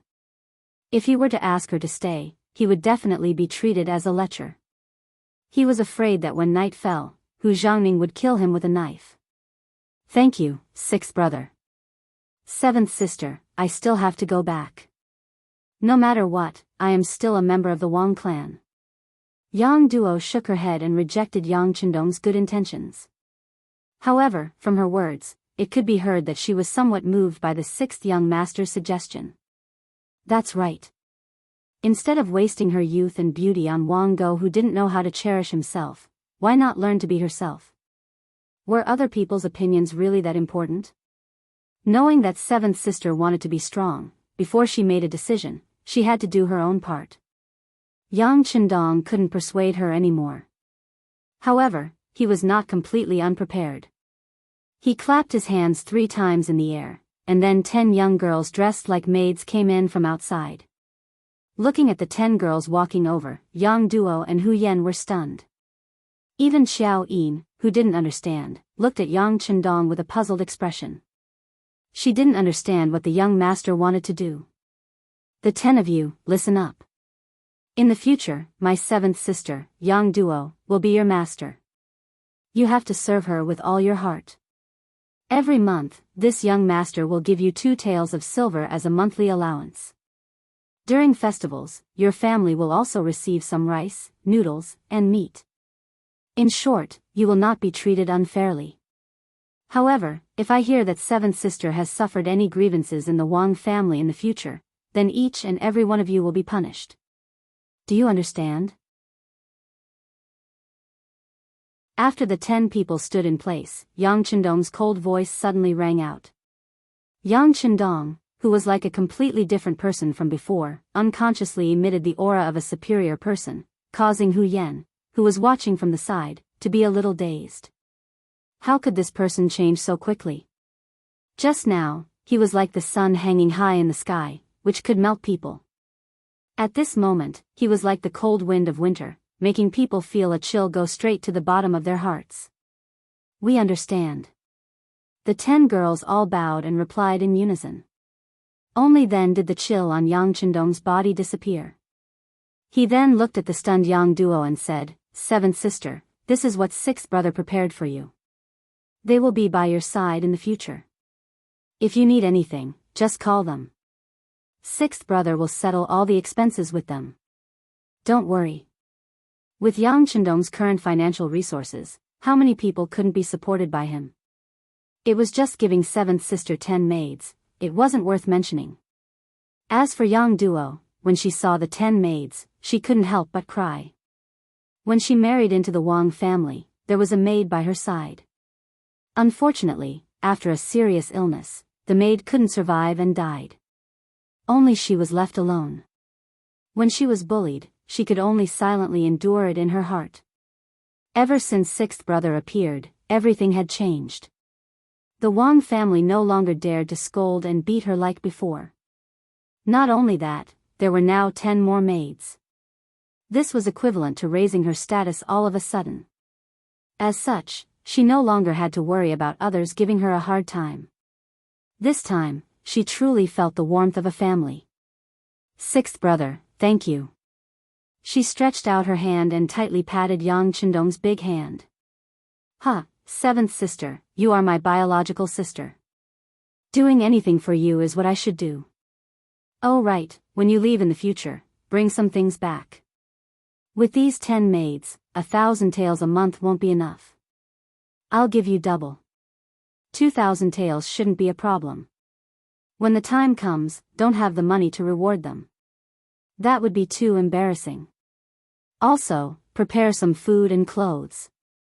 If you are in a bad mood, don't eat with the Yang family and just cook for yourself. But there is one thing, you must not tell the other sisters.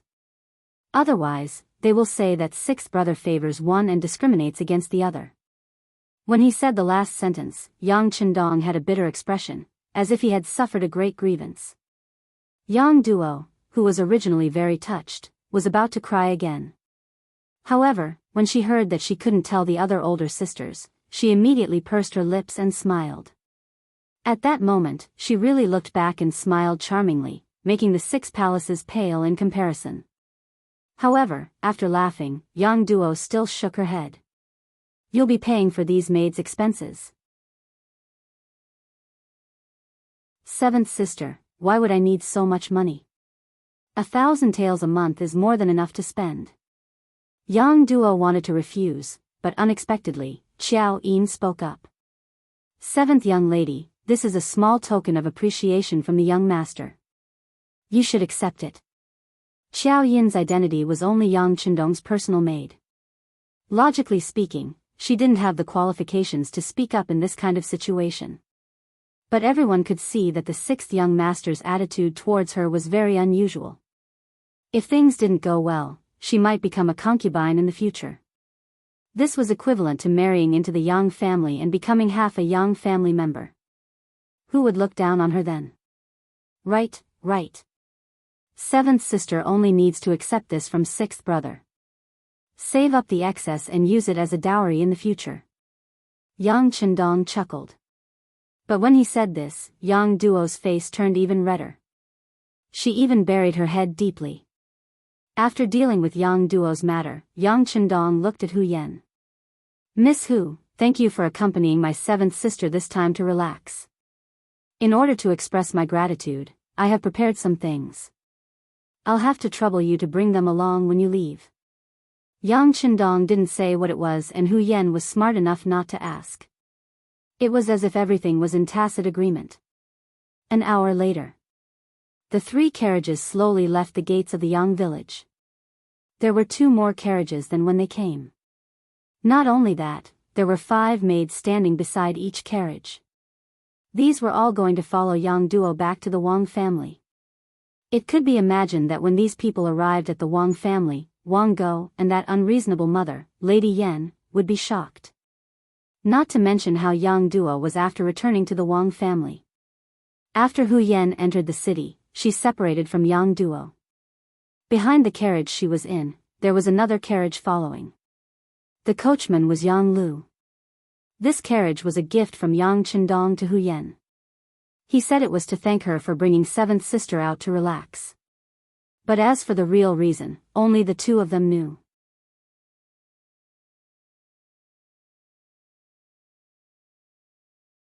Chapter 85. Hu Yen, who was sitting in the carriage, had a look of joy on her face. She even thought shyly that this wouldn't be the engagement gift from Dong Shui, right? But she just didn't know what was inside. Was there the toilet paper that she promised her father? She was excited and worried all the way. When she arrived at the gate of the Hu mansion, Lieutenant Gao, who followed her, immediately asked the gatekeeper to find someone to unload the things. After the bags were unloaded, Yang Lu drove the carriage back, leaving behind Hu Zhangning, who had heard the news and rushed over with a look of surprise. Yen, what are these things? Don't tell me it's all toilet paper? Hu Zhangning asked in confusion. Father can see for himself. Daughter is tired and wants to go back to rest. She was holding a small package, which contained her white cheongsam and the sketch. In her opinion, these were the most important things. But after answering this sentence, Hu Yen didn't care what Yang Chendong gave her. She turned and left, leaving Hu Zhangning with a puzzled look. He had to let people carry the things into the courtyard first, and then look at them one by one. Needless to say, there must be toilet paper in the gift, and there was a lot of it. In the morning, the housekeeper of the Hu mansion and the housekeepers of the other ministers went to Yang village to ask for toilet paper, but to no avail. Then Hu Yen appeared. Presumably, they were more or less related, so this thing naturally couldn't be left out. Not only that, but there were also other good things sent, such as toothpaste, toothbrush, soap, cosmetics, and so on. There were also food, such as freshly dug potatoes and boxes of canned fish. There were all kinds of flavors in the canned fish. With the geographical location of Qiqian City, fishing was not a problem at all. As long as this thing was sealed well and the taste was unique, there would naturally be no problems. The things were opened one by one, and Hu Zhangning sighed. This Yang Shima was really generous. Of course, what made him the happiest was that these were all obtained by Hu Yen. Did that mean that this kid also took a fancy to his daughter?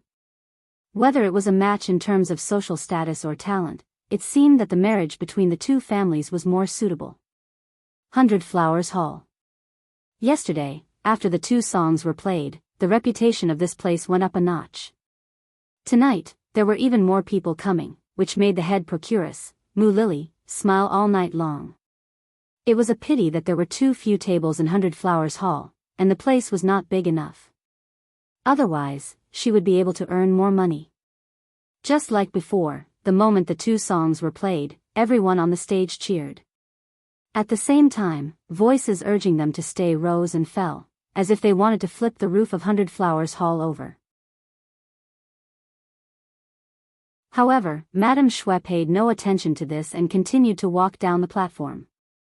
There were a total of 2 new songs. If she sang them over and over again, she was afraid that sooner or later, she would get tired of listening to them. This was not what she wanted. Madame Shui walked down the platform. Many people in the crowd disagreed with her. They all shouted to express their dissatisfaction. However, among the crowd, there was a man dressed in a brocade robe. He had a pointy mouth and cheeks that resembled a monkey's cheeks. Instead, he used all of his strength to raise his hands and flip the table in front of him to the ground. Following that, he shouted, "This general didn't allow you to leave? You can try to leave." The big movement of the table being flipped naturally attracted countless people's attention. For a moment, the hall became quiet. Even Madame Shui, who was about to leave, could not help but stop and look back. It was precisely this glance that caused him to be filled with terror. She knew that man.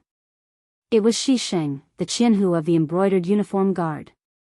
When it came to Shi Sheng, not many people knew of him.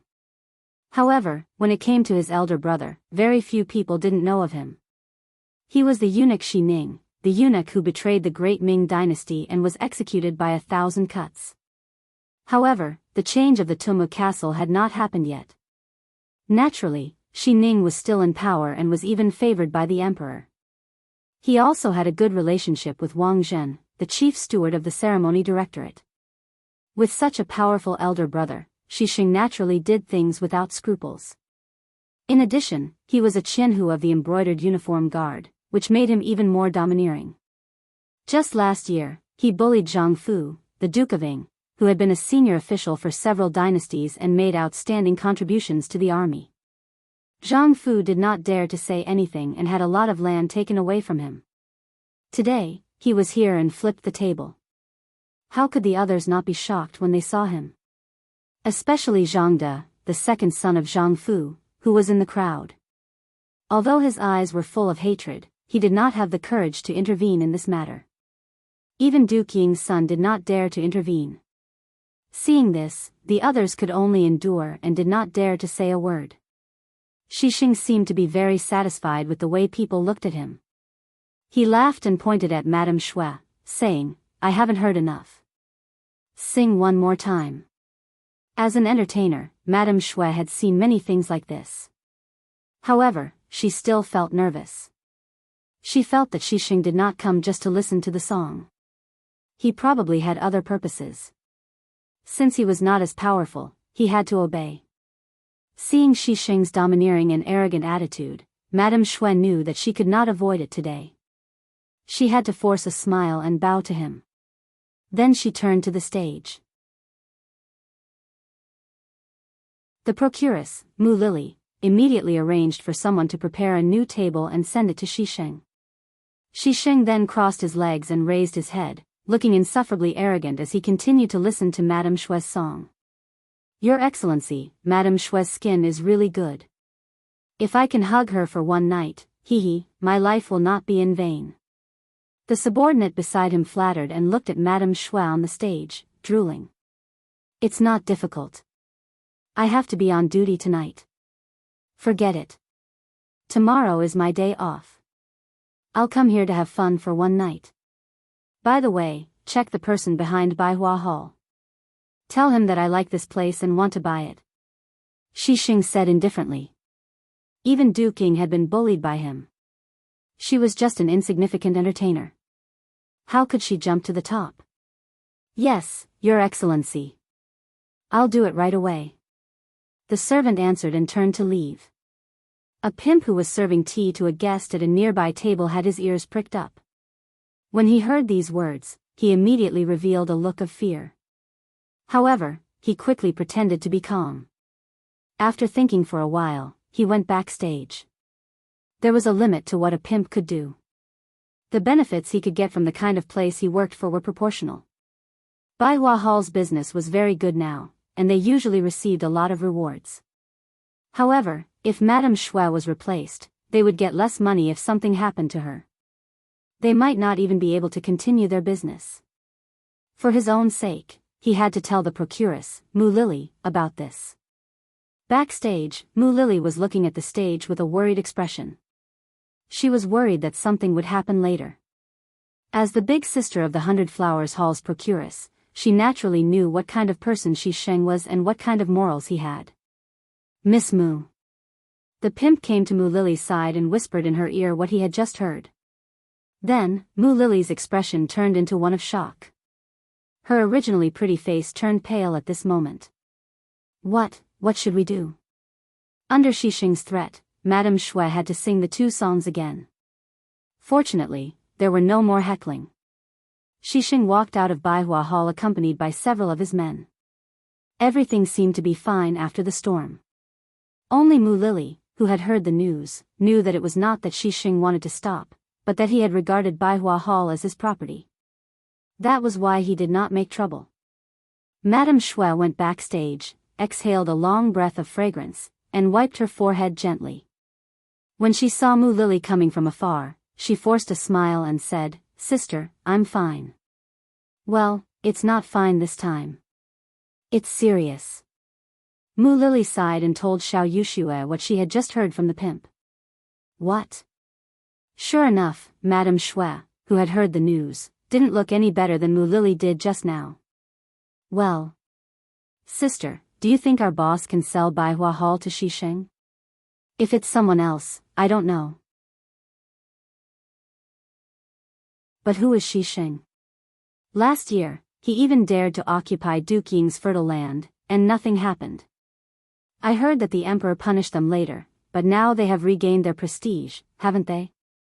She did not say whether it was possible or not, but the comparison between Duke Ying and Madame Shui had proved her idea. What should we do? What should we do?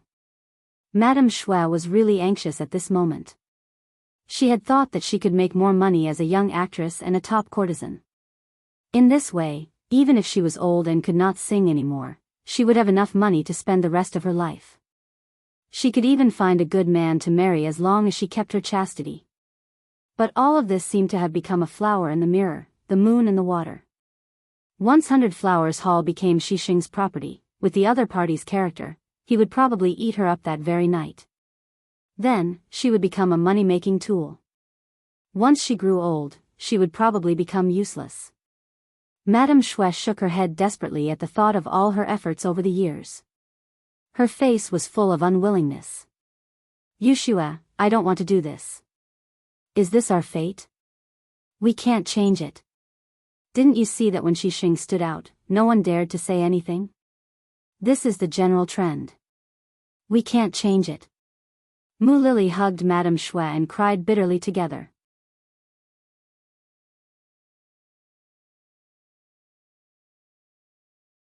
Chapter 86. No. There must be a way. There must be a way. Lady Snow shook her head, unwilling to accept such a fate. She had just learned 2 new songs from Dong Shui, and the whole capital knew about her. Seeing that everything was going well, she was unwilling to let her dream end before it even began. Yes, Dong Shui. For some reason, Yang Chendong's handsome and confident face flashed through Lady Snow's mind. The capital in the 9th month was not as hot as it was during the day at night, and when the cold wind blew, one would feel a chill. Outside the Yang village, Yang Chendong had washed up and was about to go to bed. At this time, Tiger's Mane's voice came from outside. "Young master, Lady Snow wants to see you." What is she doing here so late at night? Hearing that Lady Snow was here, he looked at the time. The curfew should have started in the capital. It would be very difficult for Lady Snow to return to 100 Flowers Hall at this time. While Yang Chendong was still thinking about what could make a girl come to him so late at night, Tiger's Mane's voice sounded again. "Young master, do you need me to wake Xiao Yin up and ask her to come?" "No need." Yang Chendong waved his hand. He had arranged for Xiao Yin to go to bed first. In his own words, women were made of water. If they wanted good skin, they needed good sleep. It was precisely this sentence that caused this habit to become a natural one. Unless there was something special, Xiao Yin would go to bed early. Right now, Xiao Yin was probably already asleep. Without knowing what the other party wanted, it wouldn't be appropriate to rashly wake Xiao Yin up. Forget it. Bring her to the study. Yang Chendong thought for a while, put on his coat, and then strolled toward the study. When Tiger's Mane took Lady Snow to the study, Yang Chendong was writing something with his head down. If someone was there, they would know that he was writing a classic play, The Legend of the White Snake, which was later made into a TV series and remade several times. It was also called The New Legend of the White Snake. Madame Snow was brought in. She was wrapped in a long robe, but she was wearing a pair of embroidered shoes that were convenient for walking on the platform. It could be seen that she had come out in a hurry. Is something the matter? She slowly raised her head and looked at Madame Shui from head to toe. She sighed that no matter what she dressed up, she could always attract men's attention. Madame Shui, who had been afraid and anxious, calmed down a lot after Yang Chendong looked at her. She didn't know why. But when she thought of the problems that 100 Flowers Hall might face, she knelt on the ground with a plop. Dong Shui, save me. Please save Lady Shui. If there's anything, get up and talk. Yang Chendong put down the writing brush in his hand and looked at Madame Snow. What's the matter? Tell me in detail. Madame Snow lowered her head and cried. She was really pitiful. While crying softly, she told him what had happened in 100 Flowers Hall in the evening. She also told him what the pimp had overheard and what Mu Lily had said to her. Shisheng. When Yang Chendong heard the name, he felt it was familiar. But he had only been in the capital for a few days. How could he know everyone? In particular, Shisheng was just a Chinhu of the brocade guard, a nobody in his eyes. Seeing Yang Chendong's confusion, Tiger's Mane, who was standing next to him, quickly took out a book. After searching for a while, he found Shisheng's name. He handed the book to Yang Chendong. Young master, please take a look. He took the book and saw Shisheng's name. The investigation of the Security Bureau was written on it. Humph. What the hell? When Yang Chendong saw that Shisheng had a brother named Shi Ning, he remembered this person. Shi Ning was a famous traitor in history. Because of him, the capital was almost captured. Seriously speaking, if Yu Qian hadn't stood up for him, the whole capital would have fallen because of him. At that time, the history of the Great Ming Dynasty would have been rewritten. When Yang Chendong got angry, Tiger's Mane naturally emitted a murderous aura. Young master, do you need me to go to the city now to find this person? And then, Madame Snow knelt in front of him. Obviously, she couldn't see Tiger's Mane's beheading gesture. But Yang Chendong saw it clearly. No, it's not necessary. At this time, you still have to go to the city.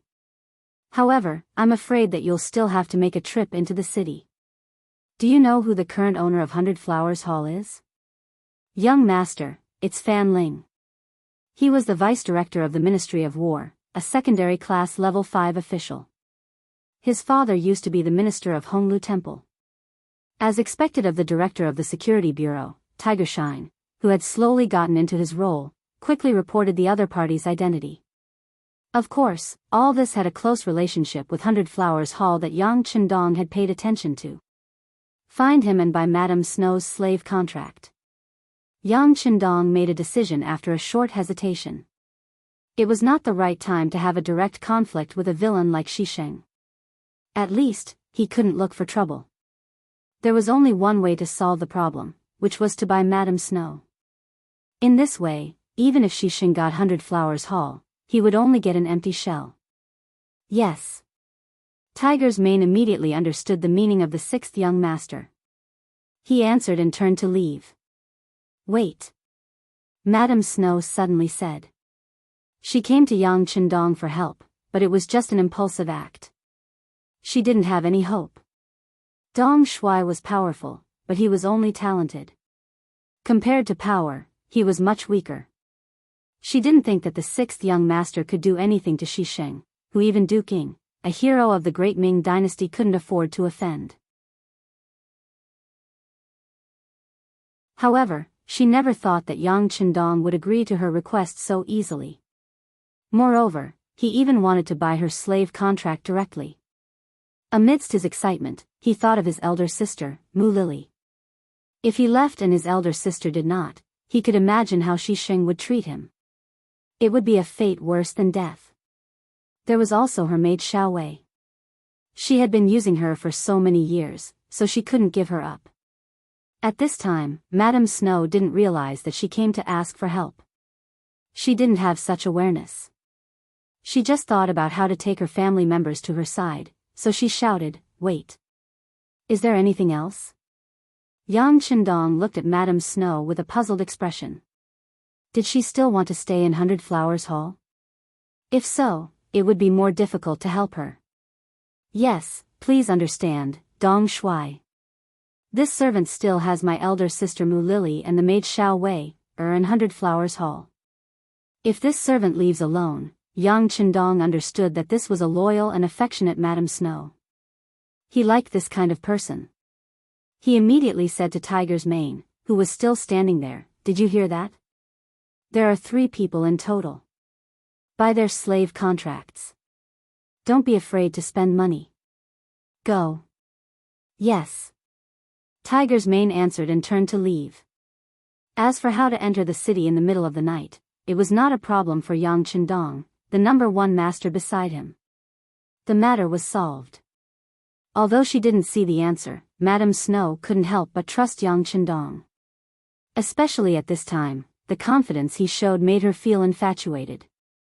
Only the 2 of them were left in the room. Suddenly, there was a very awkward and ambiguous atmosphere in the study.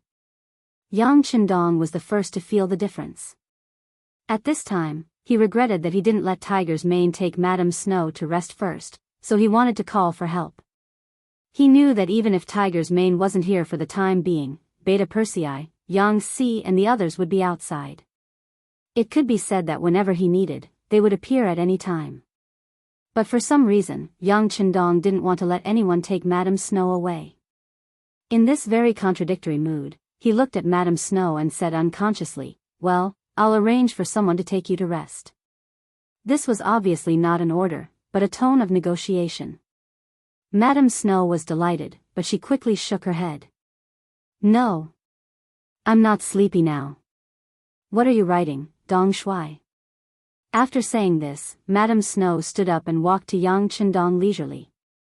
Faced with Madame Snow's approach, Yang Qindong, who could remain calm even if Mount Tai collapsed in front of him, could clearly feel his heart beating faster at this moment. In order to ease the awkwardness, he casually said, "I'm writing a story about love." "Really?" Dong Shuai's literary talent has long been known in the capital. "I wonder if I have the luck to read it first." It seemed that she was asking, but when she finished speaking, she had taken the initiative to walk to Yang Qindong's side and bent down. Because the temperature in the study was suitable, Madame Snow had already taken off her coat and robe. At this time, she was wearing a wide-collared top. When she lowered her head, Yang Qindong saw a touch of snow white looming in front of him. Some things couldn't be ignored just because you didn't want to. On the contrary, some things you said you didn't want to think about, but you couldn't help thinking about it in your heart. At this time, Yang Qindong was obviously the latter. His eyes followed the touch of snow white and seemed to see 2 tall mountains. Madame Snow's skin was very white. Among all the women he knew, only Hu Yen could be compared with her. As the saying went, 100 ugliness could cover up 100 ugliness, not to mention that Madame Snow was a first-class beauty. Against the dim light of the oil lamp in the study, she really made people feel that they were looking at a beauty under the lamp. The more they looked at her, the more attracted they were. Madame Snow seemed to be looking down at Yang Qindong's manuscript, but in fact, she had been paying attention to his changes. Although she was a performer and not a prostitute, she had heard and seen a lot of things in the red light district, so she naturally knew how to interact with men.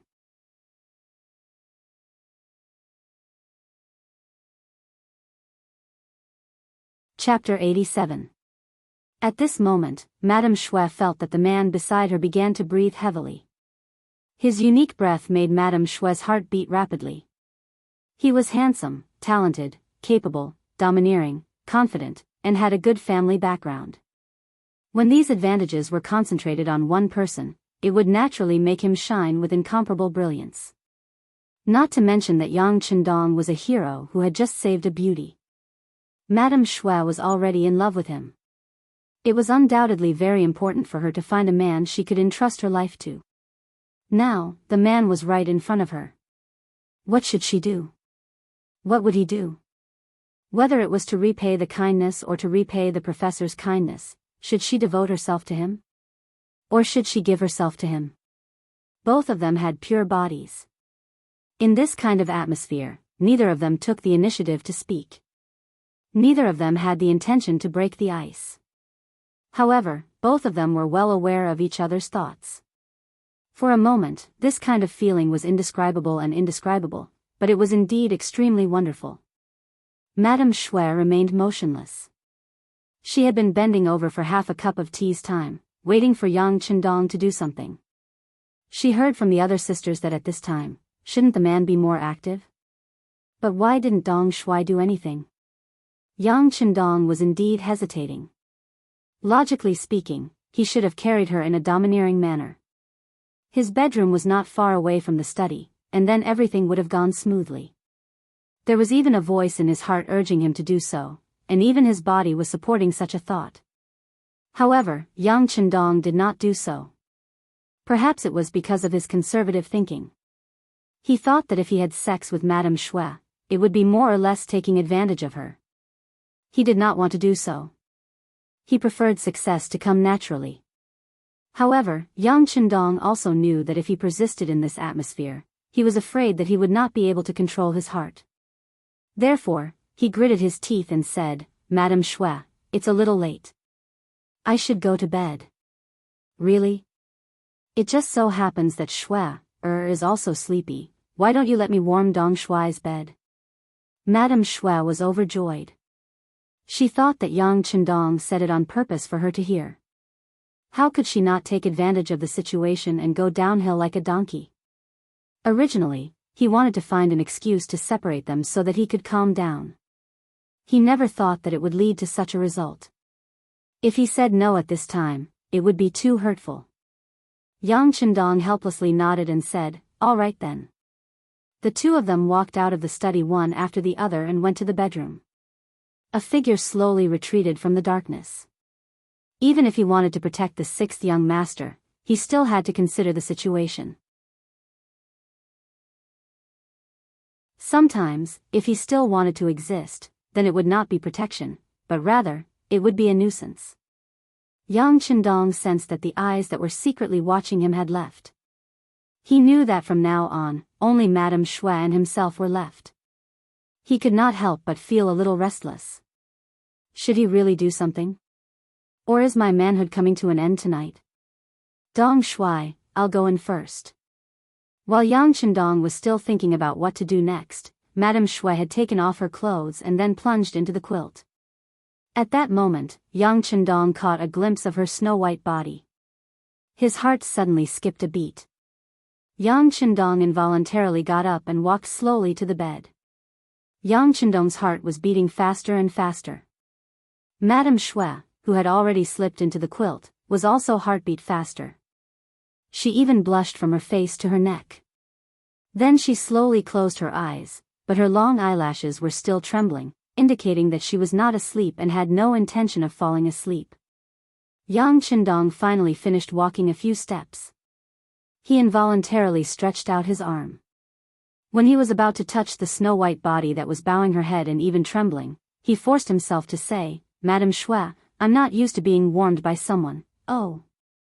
Before he could finish his sentence, he saw a snow-white arm emerge from the blanket and wrap around his neck. A strong force assaulted him, causing Yang Chendong to uncontrollably burrow into the blanket along with his clothes. At the same time, a pair of gentle jade lips lightly touched Yang Chendong's lips, causing him to be unable to spit out a single word. The sweet liquid stirred in her mouth. Madame Shui, who was a little clumsy, tried her best to release the strength and courage of her first kiss. Yang Chendong cooperated with her. At first, he was passive, but soon he took the initiative. It seemed that the kiss could not satisfy him, so he turned around and pressed himself on her. Then he stared into Madame Shui's beautiful eyes and said, "Do you know that I'm in a wolf's den?" How dare you take the initiative to provoke me? Have you thought about the consequences? No, and there's no need to think about it. It's my fortune to give myself to Dong Shuai. Madame Shui said, panting. She seemed to have drained all her strength just now. At this moment, she did not know what to do except wait passively. Madame Shui's words made Yang Chendong's hormones rise. Since he was not afraid of a woman, what was there to be afraid of? If he abandoned her at this time, he would not be a beast, but worse than a beast, just like the story said. Yang Chendong made up his mind. He felt that his body had reached its limit, so he decided to release it. He slowly lowered his head and moved closer and closer to Madame Snow. When Yang Chendong thought that it was a matter of course, he suddenly noticed a drop of tear from the corner of Madame Shui's eye. It was this tear that cooled down Yang Chendong's burning body in an instant. What was he doing? Madame Shui came to him because she was bullied, but he wanted to sleep with her. In this way, what was the difference between him and Shi Sheng, who wanted to bully her? Even if they were congenial, it couldn't be now. Otherwise, there would inevitably be a knot in his heart, which might accompany him for the rest of his life. Well, we're both tired today. You can rest here. I'll go to another room. Finally, Yang Chendong resisted the impulse and said such a manly sentence, at least he thought so. Then he got up and was about to leave. But the same arm stretched out across the air. Dong Shuai, forgive me, okay? I really haven't thought it through. I'm still worried about Sister Mu and Wei. I understand. Go to sleep. When you wake up tomorrow, you can pretend that nothing happened. Yang Chendong sighed. Madame Shui had something on her mind. Fortunately, he didn't sleep with her at this time. Otherwise, he was afraid that he would feel guilty for the rest of his life. No. Seeing that Yang Chendong was about to leave, Madame Shui was unwilling to let him go. She was just not ready, and she was worried about Mu Lily and Wei. That was why she couldn't devote herself to him. But in the end, she really didn't hate Yang Chendong. She even liked him. It was just that today was not the right time. But she couldn't give her all, and she couldn't let the sixth young master leave. Otherwise, who knew whether this man would be angry or not? If so, she was afraid that she couldn't find a way to make up for it. I'm scared. I'm willing to ask Dong Shuai to stay with me. Can you hold me and sleep until dawn? He could only hold her but couldn't do anything. If it were other men, they wouldn't agree. Weren't you testing me? But Yang Chendong unexpectedly agreed. Maybe he really had a good impression of Madame Shui, or maybe he also wanted to feel what it was like to sleep with a beauty in his arms. Of course, there was another possibility. The sixth young master was really sleepy. Don't scold the prodigal. No matter what the reason was, Yang Chendong fell asleep with Madame Shui, who was only wearing a dudu. During this time, their heads were very close, but in the end, they really didn't do anything. They even had sweet and quiet smiles on their faces. Early the next morning, after Qiao Yin got up, she first took a look at the courtyard. She didn't see the sixth young master, who was exercising. She couldn't help but be very curious, so she went to the bedroom. Here, although Beta Persei was guarding, he didn't stop Qiao Yin when he saw her coming. He just turned a blind eye, but his ears were already pricked up, as if he knew what was going to happen next. Sure enough, just 3 seconds after Qiao Yin entered the sixth young master's bedroom, there was a scream. Following that, Qiao Yin staggered out of the bedroom, her face pale and powerless. After that, she leaned against the door and covered her face and cried. This scene fell into the eyes of Beta Persei, who was hiding in the dark, and he quickly closed his eyes. As a close guard, who didn't know Qiao Yin's feelings for the young master? But now, another woman had taken the lead, so it was reasonable for her to be sad. Not long after Beta Persei closed his eyes, Yang Chendong, who had changed his clothes, appeared in front of the door. He reached out and helped the tearful Qiao Yin up, then whispered something in her ear. In an instant, the rain turned into sunshine, and Xiao Yin's face turned into a smile. Ha ha ha. Yang Chendong laughed after seeing this, then shouted to the dark, "What are you looking at? Why aren't you running with the young master?" Beta Persei, who was hiding in the dark, didn't know what kind of trick the young master was playing, but when he heard the order, he appeared in a flash and followed Yang Chendong. This caused Xiao Yin to be very happy, as if she had made a big mistake. The two of them went out of the courtyard, one after the other, and went straight to the backyard's playground. Leaving behind Xiao Yin, who had already changed into a smile, he turned around and entered the house. Then, his laughter echoed throughout the bedroom.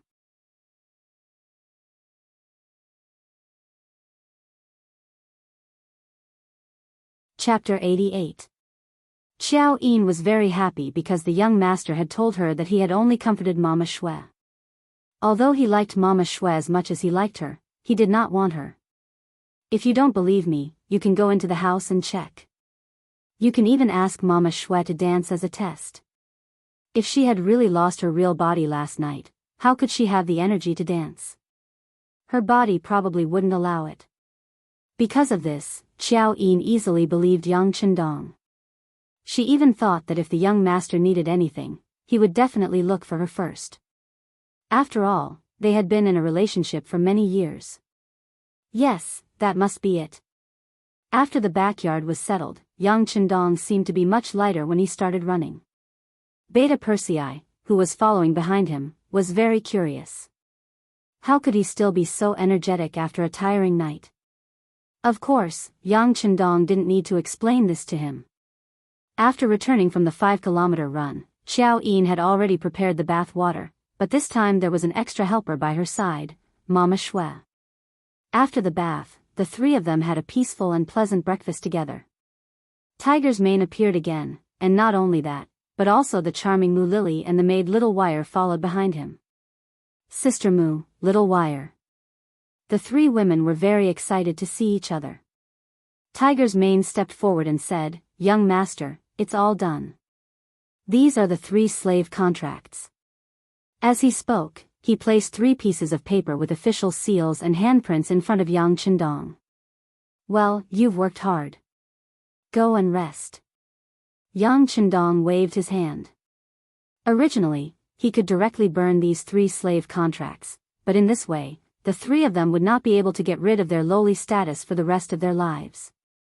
Greetings, Dong Shui.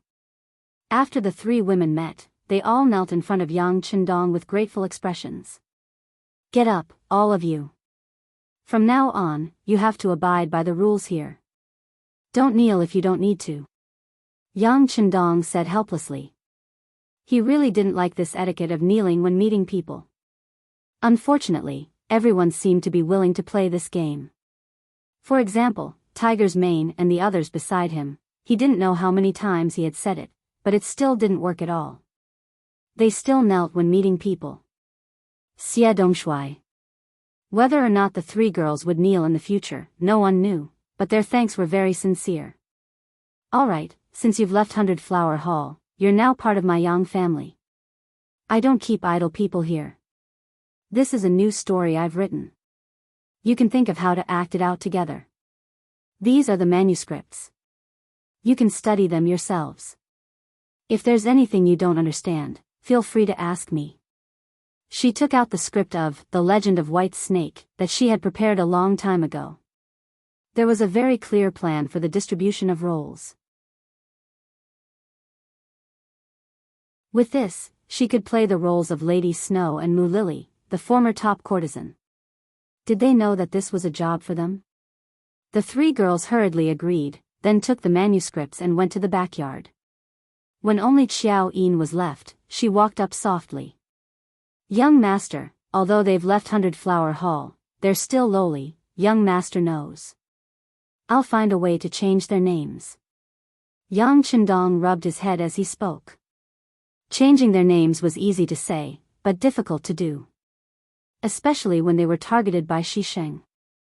If he found out that someone had changed Lady Snow and the others' names, he would definitely come looking for trouble. How could he solve this problem? "Young master, there's a eunuch called Mao Mu outside the manor. He said that he's an old friend of yours. Just as Yang Chendong was thinking about how to do this at the lowest cost, Beta Persei appeared and reported Mao Mu's visit. Oh. It's him. Huh, someone sent me a pillow when I was sleepy. Please. After hearing who it was, Yang Chendong's face was full of smiles. Is it a eunuch? Does young master want him to do this? But Shi Xing's brother is also a eunuch. Qiao Yin was very smart. Looking at the young master's expression, she knew what he was thinking, but she still reminded him with some worry. It's okay. The relationship between eunuchs is not that united. Young master knows. Yang Chendong said confidently. As the saying goes, evil people need evil people to deal with evil people. Originally, he thought about whether he should use some kind of thunderous method to make Shi Xing disappear, but he didn't expect Mao Mu to come at this time. That was the best thing that could happen. In the study, Yang Chendong gave Mao Mu a very high level of courtesy and met him here. Being able to meet in the study meant that the two sides had a close relationship. Mao Mu, who was very familiar with this, was very excited. Although the eunuch group was very powerful now, there was Wang Zhen and his henchmen above them. In addition, there was another force, Jining, and a few other small forces. He was just one of them who was not famous. Yang Chendong was now in the limelight. Even Chief Steward Wang Zhen had to look up to him. Logically speaking, this person did not have to treat him like this at all. It would be understandable if he just sent someone to talk to him. However, at this time, he was meeting him in a private place like the study. The meaning of this was already obvious. Lord Yang. As soon as the two sides met, Mao Mu cupped his fists and looked very respectful. Eunuch Mao, you don't have to be like this. We are considered old friends. In the future, you can call me the sixth young master, or Dong Shui to others. Yang Chendong's face was full of smiles. He looked like an old friend as he spoke. Good, Dong Shui is a good name. If possible, I will call you Lord Yang, Dong Shui from now on. Mao Mu's ability to follow the flow was not low. When he saw Yang Chendong being so polite, he immediately agreed. Huh, good. Since you are an old friend, I will definitely not treat you unfairly. Men, bring the things here. Yang Chendong laughed loudly, as if he was very satisfied with Mao Mu's attitude. Then, two people walked in from outside the study. Tiger's Mane and Beta Persei carried a heavy wooden box and placed it in the center of the study. You can leave. Yang Chendong said casually, then gave Mao Mu a look that said, you know what I mean. This is. Mao Mu was very curious. After getting Yang Chendong's permission, he stood up from the chair, walked to the wooden box, and reached out to open it. There was a flash of white light. It turned out to be a box of silver ingots. Looking at the quantity, there were at least 5,000 silver ingots. This is. Mao Mu was indeed a little dizzy from the silver ingots, but he was even more surprised.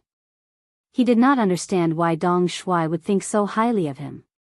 He originally came here to ask for a favor, but before he could even open his mouth, the other party had already given him benefits. This made him unable to speak his next words. Seeing the surprise in Mao Mu's eyes, as well as the trace of greed in them, Yang Chendong laughed loudly and said, Eunuch Mao, I said that since we are good friends, there is no reason for us not to be friends. I am just giving Eunuch Mao these. I hope that Eunuch Mao can rise to the top. This way, as a good friend, I can also bask in the glory. His words were clear. This was to make use of each other. However, with your current status and identity, Mao Mu, it is far from enough. Therefore, I support you and support you to have more power. In the future, we can all be on equal footing and do great things together, right? In the face of Yang Chendong's initiative to show goodwill, Mao Mu had no reason to reject it. He had always believed that he had the ability. What he lacked was only the opportunity and enough foundation. What was the foundation? That was to have enough background for him to use. In the palace, scheming were the most important, but money was equally important. If you don't have money, there won't be anyone willing to risk their lives for you.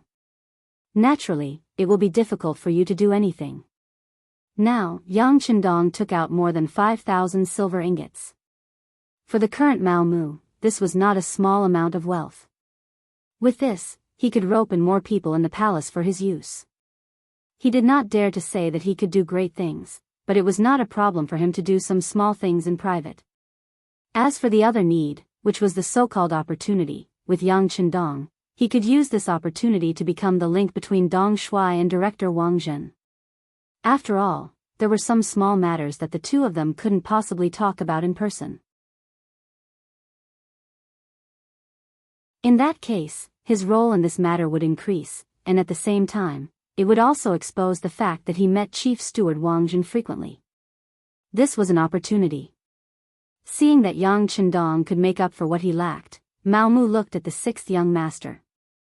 At this moment, when Mao Mu looked at the sixth young master, he felt like he was looking at his biological parents. Dong Shuai. With a plop, Mao Mu knelt down in front of Yang Chendong. Yang Chendong's eyes lit up. This person's ability to judge the situation was not bad. He knew when to lower his head. Feeling that he had found the right person, he was satisfied. He pretended to be panicked and asked, "Eunuch Mao, what are you doing?" However, Yang Chendong was only talking and did not have the intention to help him up. Seeing this, Mao Mu knew that he had to express his attitude. Since he had already knelt down, what was the point of saying some words to show his loyalty? Dong Shuai, this old servant is grateful for your appreciation. In the future, if there's anything you need, feel free to say it. Blade Mountain Flames Sea Guild only needs a word from Dong Shuai, and this old servant will do his best to accomplish it. His face was full of sincerity. Replacing this old servant with this old servant was already a way to express his loyalty. Until now, Yang Chendong was satisfied and bent down to support Mao Mu. "Eunuch Mao, what are you doing?" "I said that we are friends." "Thank you, Dong Shuai." Taking the opportunity to stand up, Mao Mu knew that he had passed the first test. From now on, he was Dong Shuai's man, sharing honor and disgrace. After becoming friends, there were naturally some things that were less roundabout. Mao Mu talked about the matter of diapers. He used himself as a witness to prove the importance of this thing to eunuchs. This time, he wanted to get some more so that he could use them for himself, offer them to Steward Wang Zhen, and sell some for money.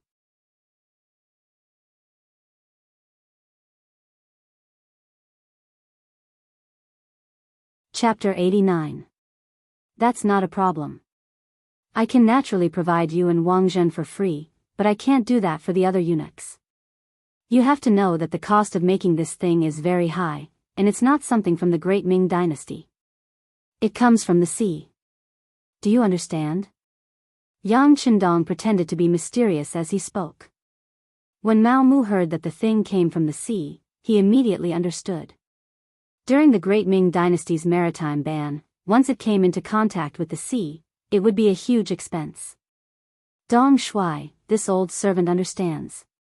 I will sell this thing at a high price in the imperial palace. After all, there is no free lunch in the world. If you want to get something, you have to pay a price. Very good. Seeing that Mao Mu was so understanding, Yang Chendong nodded approvingly. Go back and do your job well. If you need anything, just tell me. This young master will do his best to satisfy you. By the way, there is something I need you to do. These are 3 lowly women. I need to raise their status and make them into good people. Is there any problem? Yang Chendong said with a smile as he placed 3 contracts in front of Mao Mu. These 3 people may have offended Shi Ning and his brother. You have to think about it carefully. Mao Mu's hand had already reached out and was about to touch the contracts when he suddenly heard Yang Chendong's words. His hand paused in mid-air, but he quickly continued to reach out. Don't worry, Dong Shuai. Although it's a little troublesome, Shi Ning's power in the palace is not small. However, there are still many people who don't like him. As long as the money is in place, there won't be any problems. Then let's get it done quickly. How much money do you need? Yang Chendong nodded. Shi Ning was indeed powerful, but if this Mao Mu that he found couldn't solve such a small matter with the help of a large sum of money, then there was really no meaning in supporting him. What he needed was a helper, someone who could do things. For this, he was willing to pay the price. However, if the other party was a pile of mud, then there was no point in supporting him. Mao Mu was very clear that this was the first time Dong Shuai had given him something to do. If he did it well, his future would be limitless. If he messed it up, he might not even be able to guarantee his current position. Even if it was for himself, he had to do it well, and he had to do it beautifully. Mao Mu left with 5,000 taels of silver and a pile of diapers. Compared to when he came, he seemed to have straightened his chest when he left, and it was clear that he was full of ambition. Shi Sheng had been on duty for most of the night. When he was off duty, he slept all the way until lunch. When he was full and energized, he brought a few of his subordinates and headed straight for the home of Fan Ling, the minister-counselor of the Ministry of War.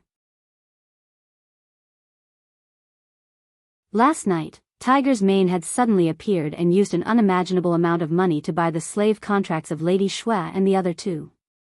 Fan Ling had already had the idea of exchanging Hundred Flowers Hall. Without a pillar, Hundred Flowers Hall could no longer regain its former glory. Although he could find new people to train again, how long would that take? Ever since his old father, Fan De, passed away, the influence of the Fan family was far from what it used to be. This also made Fan Ling want to withdraw from the red light district. He was wondering who to find next. At this time, Shi Sheng came. Although the price he offered was not high, or even a little low, Fan Ling still sold Hundred Flowers Hall without any hesitation. It was still the same sentence. Without Lady Shui, Hundred Flowers Hall had lost its greatest value. Making a move in time might be the best choice.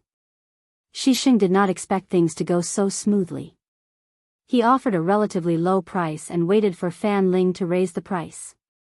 Then, everyone would bargain for a while. As long as the other party did not ask for too much, he would accept a price that was about the same. Last night, Hundred Flowers Hall was very lively. In his eyes, a deal that could get both a beauty and money was suitable. However, Fan Ling was actually so tactful. Even when faced with the low price he offered, he still accepted it. This allowed him to pay a lot less in terms of cost. At this moment, it was as if he could already see a mountain of gold placed in front of him. Of course, there was also that white and beautiful body waving at him. After leaving Fan Manor, Shi Sheng took the contract of Hundred Flowers Hall and found a place to have a good drink with a few of his men. He decided not to rush to make the matter public. He would go to Hundred Flowers Hall in the evening and give Madame Shui a surprise. After knowing the truth, her face would become extremely beautiful. The group of people drank a lot of wine. In the end, their bodies were swaying a little. Only then did they support each other to reach the Hundred Flowers Hall. However, once they entered, the atmosphere was very different from yesterday. Although there were still many people, they were all noisy and angry. Some of the people who came today were former regulars of Hundred Flowers Hall, but most of them came for the two new songs. When they arrived here with a large sum of money full of expectations, they heard that Madame Shui had disappeared. Even Mu Lily, the procuress, was nowhere to be found. How could they let it go? They began to shout one by one. What are you shouting for? Seeing the chaotic atmosphere in the hall, Shi Sheng placed his saber on the table in front of him and roared loudly after a loud noise. This move was indeed effective. As soon as this voice came out, the originally noisy scene suddenly became much quieter. Everyone stared at Shi Sheng, their eyes were filled with confusion. What was this person doing here again? Why was he acting all high and mighty? This shout shocked everyone. Shi Sheng was very proud. He liked the feeling of being the center of attention. Okay, stop shouting. If you have any problems, tell me. I will solve it for you. By the way, I forgot to tell you that Hundred Flowers Hall will be mine from now on. This is the contract of the transaction. In order to achieve the effect of justice, Xixing took the initiative to show the contract in front of everyone. Immediately, several people of status came forward. After reading the contract, they all nodded at the same time. Among them was Wang Si, the editor of the Hanlin Academy. Shi Qianhu, since this place is already your property, may I ask if you still want to sing tonight? If you sing, of course, we'll pay the same amount of money. We'll spend it however we want. But if you don't sing, we will leave now. No matter how powerful you are, you can't force us to pay 1 tael of silver here. Wang Si's grandfather was the current minister of the Ministry of Personnel, Wang Ji. With such a relationship, he was not afraid of a small Qianhu of the brocade guard. Even if this person's brother was very favored by the emperor, his pride as a scholar made him not shrink back. That's right, that's right. With someone taking the lead, the people below naturally chimed in. No one was afraid of spending money, but spending money wrongly and becoming a sucker wasn't something anyone wanted to do. Xixing did not care about Wang Si's criticism. Smelling of alcohol, he said complacently, "Who said I won't sing? Since I bought this place, of course, I want to make money. How can I destroy my own livelihood? Well, I will go to the procuress, Mu Lily, now and ask her to arrange Madame Shui to sing for everyone. Not only that, but she will sing 3 or 5 times today to let everyone enjoy it." In order to prove his courage as a new boss and win people's hearts, Xixing announced loudly. His answer also attracted loud applause from the guests. They all said that Xixing was a righteous and heroic person. Everyone's compliments made Xixing feel even more confused. He laughed heartily and arranged for his subordinates to find Mu Lily. This time, he was going to order the beauties around as the boss. After all, he was not the first person to ask about Mu Lily and Madame Shui's whereabouts. When the subordinate ran back and whispered something in Xixing's ear, Xixing's face suddenly turned gloomy as he roared, "What's going on? They ran away?" "Yes, they were taken away in the morning." The subordinate answered carefully, for fear that Xixing would stab him in anger. "They were taken away in the morning? Who did it?" Xixing had sobered up a lot. His intuition told him that things were not so simple. Why was it that as soon as he made his move, someone else beat him to it? Furthermore, he had just announced the fact that as soon as he became the new owner of 100 Flowers Hall, the flower pillar under him had disappeared without a trace. This was already not only cutting off his source of income, but also slapping him in the face, and it was an extremely resounding slap. If this matter could not be solved, he was afraid that he would become a laughing stock in the capital. No one could accept that kind of result. In the face of Xixing's questioning, the few subordinates naturally kept silent, revealing a look of bewilderment. "Investigate. Investigate for this lord. Whether it's to the heavens or to the earth, find out for me." Xixing's roar resounded in the hall of 100 Flowers Hall. At this moment, he was really furious. Xixing was enraged. As a result, a few of his subordinates scattered in all directions. Along with them, the other players also left. Since they couldn't listen to the music anymore, who would stay here and be Xixing's next punching bag? Of course, Xixing's subordinates did not run away. They went to investigate the whereabouts of Madame Shui and Madame Shui. The strength of the embroidered uniform guards was very strong. In less than 2 hours, they got the news and came back. Seeing his subordinates come back excitedly, Xixing knew that the result was out. He immediately asked with a fierce look, "Tell me, where did they go?" At this moment, Xixing felt that he had lost face. What he wanted to do most now was to catch Madame Shui and Mu Lily, and then use all kinds of means to let them know how regretful it was to offend him. "Sir, there's news. It said that they went to the Yangji village 15 miles south of the city." A subordinate ran up and reported as if he had received a reward.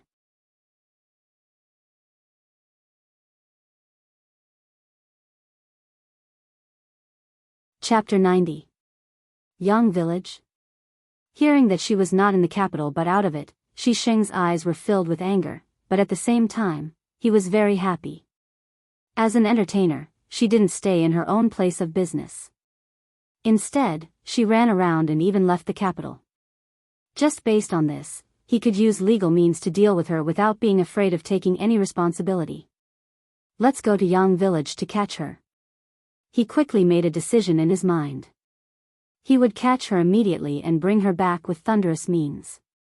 First, he would get the beauty, then the money, and then his reputation. He would let everyone know the consequences of provoking him. Before the curfew in the city, Xixing went out of the city. In addition to his original 4 or 5 subordinates, he mobilized soldiers from 2 small banners. In total, more than 20 people rushed to the south of the city. As soon as Xixing and the others went out of the city, they were seen by a pair of dormant eyes. There were fast horses galloping on a short road. They were spies of the security bureau. They had been paying attention to the movements of Hundred Flowers Hall. Xixing went out of the city. Seeing that his destination was Yang village, their task was to send the news back to the village. In Yang village, Yang Qindong was watching Madame Snow sing the new song, by Suzhen at the foot of Mount Qingcheng, in the backyard. However, no matter how he looked at it, Madame Snow could not enter the stage. She looked absent-minded. Alas! Knowing what Xixing was worried about, Yang Qindong shook his head. Sure enough, he could not do anything if his mind was not calm. Since that was the case, he could only wait for Xixing to take the initiative to fall into the net. However, he did not know whether Xixing would come here in anger. If he did not come, wouldn't it be troublesome? Yang Qindong did not like to wait passively. He preferred to take the initiative to attack. After not getting any news from Xixing, Yang Qindong even thought of secretly sending someone to kill Xixing. All he needed was a new sniper rifle and a spotter. It was guaranteed that he could easily take care of this person from 1,000 meters away. No one would know. Report. Tiger's man's figure appeared in the backyard. His appearance immediately attracted everyone's attention. Young master, Xixing has brought over 20 embroidered uniformed guards and is rushing towards us. Tiger's mane said excitedly as he half knelt and cupped his hands. Obviously, this did not scare him. On the contrary, he was very excited. Okay. Yang Qindong was also excited after hearing this. Is it finally here? Let's go out and welcome him. Ha ha ha. Yang Qindong laughed and walked out of the backyard in his cyan robe, leaving Mu Lily, Madame Shui, and Little Wire in a panic. Fortunately, Qiao Yin also stayed here. She had followed the 6th young master to Cheng City. Knowing the young master's strength, she smiled and said, "You don't have to worry. Everything is within the young master's plan. There won't be any problems. You should continue to practice. When the young master comes back, try to perform better." Qiao Yin said it casually, but her nervousness could still be seen from Madame Shui and the other 2. After all, they knew too little. Although Dong Shui was extraordinary, he had offended the embroidered uniform guards. Last year, even Du King suffered in front of them. Could Dong Shui, a new official, solve the problem? Of course, Yang Qindong could solve it, and there were many ways to do so. For example, if he showed his fangs, he could make Xixing and more than 20 people disappear silently. No one would be able to trace it back to him afterwards. However, without evidence, it didn't mean that they couldn't suspect him. Whether it was the East Faction guards or the embroidered uniform guards, they didn't need any solid evidence. As long as they suspected you, they could take action. This was the damn privilege. Yang Qindong, who knew this, couldn't take this risk. Since he couldn't use his own strength, he could only borrow others' strength. After leaving the backyard, Yang Qindong began to remind Tiger's mane, who had become excited. Tell the brothers below not to move. Without the young master's permission, no one is allowed to move. Otherwise, they will be grounded for 3 days. By the way, I asked you to invite Lord Hu Zhangning to drink in advance. How did it go? Upon hearing that he would be grounded for 3 days, Tiger's mane, who had been full of fighting spirit, immediately became obedient. For these iron-blooded men, there were too few things in the world that could scare them. Because they weren't afraid, they became even more difficult to control. When he was at the docks, there were brothers who liked to cause trouble. However, no matter what kind of corporal punishment they received, they didn't seem to care at all. They just treated it as training. Later, the matter spread to Yang Chendong's ears, and he came up with the idea of confinement as a punishment. However, when people were locked up in a dark room for 3 days and had to eat and drink as usual, anyone who heard of this punishment was amused. Wasn't this just letting them rest? What kind of punishment was this? For a time, there were even people who deliberately caused trouble and wanted to experience this feeling. Naturally, the consequences were terrifying. No one spoke, no one paid attention to them, and they couldn't even see the slightest bit of sunlight for 3 days. Not many people could bear it. They roared, they cried bitterly, and they reflected on their mistakes. However, they could only be released after 3 days of confinement. When they finally came out and saw the sunlight and saw that there were people to talk to, they, who had almost collapsed, finally understood the severity of confinement.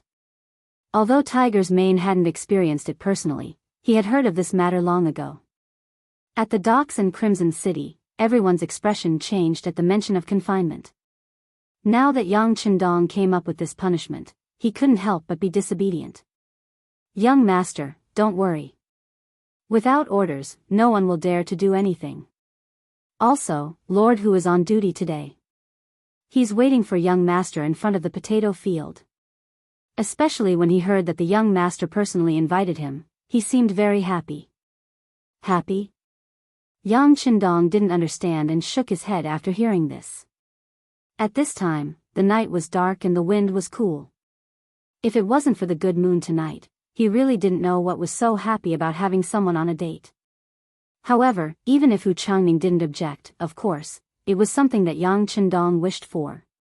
He immediately nodded and said, "I'll go meet Lord Hu now. Remember to follow the plan." "Yes." After Tiger's Mane agreed, his entire body flashed and disappeared into the darkness, as if he had never appeared. Walking alone, Yang Chendong arrived in front of a large potato field. From afar, he could see a table filled with food and wine. On one side of the table was an empty seat, while on the other sat the guardian of the ironclad guard, Hu Changning. At this moment, Hu Changning was indeed in a good mood. This wasn't because he accepted the mission to protect the potatoes, but because of Yang Chendong's appointment. Hu Yan came to the Yang village and was very happy when she returned. She brought back many good things. All of this seemed to prove one thing, and that was that the relationship between his beloved daughter and Yang Chendong was not bad. As a father, the happiness of his children was naturally something that he greatly hoped for. Yang Chendong was young, but his performance was indeed old and steady, and his talent was outstanding. In addition, his family background was not bad. No matter how one looked at it, he was a good son-in-law. At least, he had already received the approval of his future father-in-law. In the middle of the night, when Yang Chendong personally invited him, Hu Changning thought that it must have something to do with his daughter. Could it be that he wanted to test his attitude? That must be it. Hu Changning confirmed his thoughts. He also decided to properly meet with Yang Chendong. Even if he was satisfied, he still needed to give him an appropriate beating. He wanted to let the 6th young master know how fortunate it was to be able to marry his daughter, and that he needed to know how to cherish it. In his heart, he was still thinking about how to beat Yang Chendong when they met. In the distance, the 6th young master, wearing a long green gown, walked over. Yu Guang had already noticed, but Hu Changning didn't have any intention of speaking first. Tonight, he was acting as the father-in-law. No matter what, he had to be reserved. Hu Changning didn't speak, and Yang Chendong didn't have any intention of speaking either. He couldn't guess the other party's thoughts, and even more so, he didn't think that he had only met Hu Yan once, and it actually involved the discussion of marriage. In his consciousness and thoughts, no matter what, he had to wait for a period of time first, and wait until everyone was familiar with each other before making a decision. After all, marriage wasn't child's play. It had to be done carefully. Yang Chendong's consciousness of the future made it impossible for him to guess Hu Changning's inner thoughts. Seeing that the other party didn't speak, the sixth young master was more than happy. What he wanted was to use the other party's identity and big shot to trick Xisheng. Before the main show started, he didn't know what to say. In this way, the two of them sat down like this. Then, without saying a word, they lowered their heads and drank like this. For a moment, the atmosphere was a little oppressive. Yang Qindong didn't speak, but Hu Changning wasn't unhappy in his heart. Instead, he was still excited. This must be him thinking about how to phrase it. Hee, since it's like this, I won't say anything. I'll just wait for you to take the initiative to bring it up and give you an invisible pressure. In the future, when his daughter really marries into the family, he will have more dignity as the father-in-law. Hu Changning thought self-righteously, and wanted to use this to put pressure on Yang Qindong to show the power and means of his future father-in-law. It was this strange combination of thoughts that made the two of them have no intention of leaving even though they didn't say a word. The atmosphere was delayed under such subtle emotions. When they had drunk no less than 5 glasses of wine, Hu Changning was a little impatient. He couldn't help but mutter in his heart, this sixth young master's ability to keep his composure is pretty good. He can actually keep his composure. If this goes on, can we still talk about serious matters tonight? Is it going to be like this for the whole night? If so, it doesn't matter if the other party is young, but I'm in my 40s after all. Isn't this tormenting me?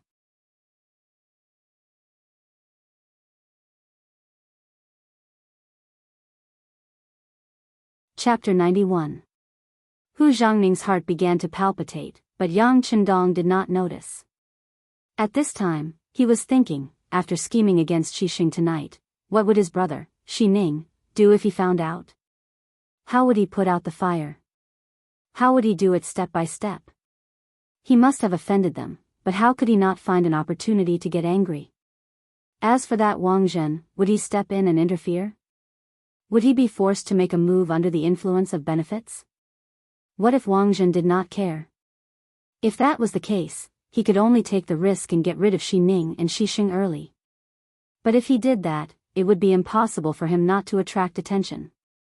Yang Qindong was still thinking, but Hu Zhangning had been holding back for a long time. Finally, he could not take it anymore. After smacking his lips, he decided to take the initiative to speak. For the sake of his daughter's happiness, what was wrong with giving the other party a way out? Hu Zhangning had already thought of what to say and was slowly opening his mouth. At this time, the sound of running suddenly came from the distance. The sound of footsteps was especially loud in the dark night, and attracted the attention of Yang Qindong and Hu Zhangning. Knowing that the person in question had appeared, Yang Qindong immediately reacted and shouted according to his plan. Who are you? This is a place of great fortune, stop. His voice was like thunder, and it was hard to imagine that it came from the mouth of a scholar like Yang Qindong.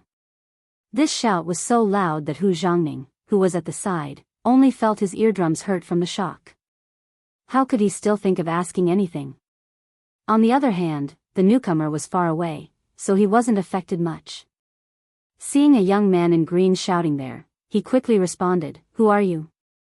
This official is Yang Qindong, the crown prince's horse servant. Who are you? Stop. Yang Qindong had already seen the other party's attire with the help of the moonlight. He knew the other party's identity, but he still asked and shouted for the second time. The person who came was Xisheng. Since he was a Jianghu of the embroidered uniform guard, the embroidered uniform guards and the East faction guards wouldn't stop him. Since they were all part of the same system, he would still give them some face. Not to mention that Xisheng had rushed here with an anxious look on his face, giving people the impression that he had received an important mission. Therefore, no one would be foolish enough to stop him. Xisheng smoothly entered the interior of the Yangjia village. Along the way, he also learned about Yang Qindong's identity from his subordinates. It was just a matter of being promoted to a secondary class rank 5 official position because of the emperor's favor. There was nothing to be afraid of. Although he had Yang Rong as his father, that old man had been dead for many years. He was someone who could even bully the current Duking, so why would he be afraid of a little brat? It was precisely because he knew Yang Qindong's background that Xi Sheng was no longer afraid. What he wanted was to find this person and teach him a lesson, letting him know his methods. Then, it would be much easier to ask him to hand over Madame Xue and the others. As soon as he entered the Yangjia village, he asked his colleagues where Yang Qindong was. When he learned that Yang Qindong was drinking with Hu Zhangning, he hurried over. Because he was too anxious, his subordinates were left dozens of meters behind him. When he came from afar, he heard a young man shouting. Then, when he knew that this person was his target, Yang Qindong, Xi Sheng was overjoyed. Without answering, he waved the embroidered spring saber in his hand and rushed straight to Yang Qindong. Ah! What are you doing? Yang Qindong's eyes were fixed on Xi Sheng. He was going to deal with all changes by sticking to the status quo. When he saw that the other party didn't say anything and waved his saber, he stepped back first and shouted, "What are you doing? This is a place of great auspicious holy objects. I am also an official of the imperial court. The emperor personally appointed me as the crown prince. What are you going to do?" Yang Qindong's panic-stricken appearance was a perfect representation of a scholar who saw a soldier and was unable to reason with him. This scene was also seen by Hu Zhangning, who was at the side. The aftershock of the vibration of the eardrum was completely absorbed. At this moment, Hu Zhangning also realized that someone was going to harm Yang Qindong. How could he let it go? If something happened to the sixth young master, how could his daughter argue with him? Not to mention that he happened to be at the scene. Whether it was public or private, he had no reason to ignore it. Clang! The sword bestowed by the emperor was pulled out of the scabbard. Hu Zhangning jumped in a few big steps and stopped in front of the rushing Xi Sheng. Seeing that Yang Qindong was getting closer and closer, Xi Sheng's expression changed. Just as he was about to wave his saber, he recognized the person's identity with the help of the moonlight. He said, "So it is Lord Hu. I am Jianghu Xi Sheng. Why are you stopping me?" Ah! This voice was so familiar. At such a close distance, Hu Zhangning recognized the person's identity and couldn't help but be startled. What was going on? Why was it Xi Sheng? Hu Zhangning, who couldn't react quickly in his mind, was stunned there. Taking advantage of this opportunity, Xi Sheng flashed past him and continued to chase Yang Qindong in front of him. Xi Sheng didn't have the intention to kill. He also knew that if he killed Yang Qindong here, the consequences wouldn't be something he could bear. Even if his older brother Xi Ning helped, there would be no avoiding a lawsuit. Therefore, he only wanted to scare the other party. As long as the other party admitted defeat and admitted his mistake, it would be enough to restore his face and reap enough benefits. In Xi Sheng's eyes, it was not difficult to do this. With his skill, wasn't it easy to catch a scholar who was close to him? Although Xi Sheng was domineering, his martial arts were not bad. At least he looked agile. On the other hand, Yang Qindong, who was being chased, had a panicked expression. He kept shouting and yelling, as if he would catch up at any time. However, it was precisely because Yang Qindong looked like he could be caught up at any moment that Xi Sheng was unable to succeed. There were several times when he was about to slash at Yang Qindong with the back of his saber, but for some reason, Yang Qindong managed to dodge. That person was still dodging randomly, as if the reason he could not hit him was that his luck was too good. Was Yang Qindong really that lucky? During this chase, he saw at least 7 or 8 openings that Xi Sheng revealed. If he wanted to, he could have beautifully seized the saber with his bare hands and killed the other party. However, he couldn't do this. The other party was the Jianghu of the embroidered uniform guard. No matter what the reason was, if he killed the other party in public, it would be a big mistake and he would be held accountable. He couldn't fight back. He could only escape and then find the best opportunity to dig a big hole for Xi Sheng. Jianghu Shi, what are you doing? Are you openly killing an imperial court official? Stop it right now. In a flash, Xi Sheng jumped over him and rushed to Yang Qindong. This made Hu Zhangning break out in cold sweat. He shouted and wanted to chase after him. However, at this time, Xi Sheng's subordinates arrived.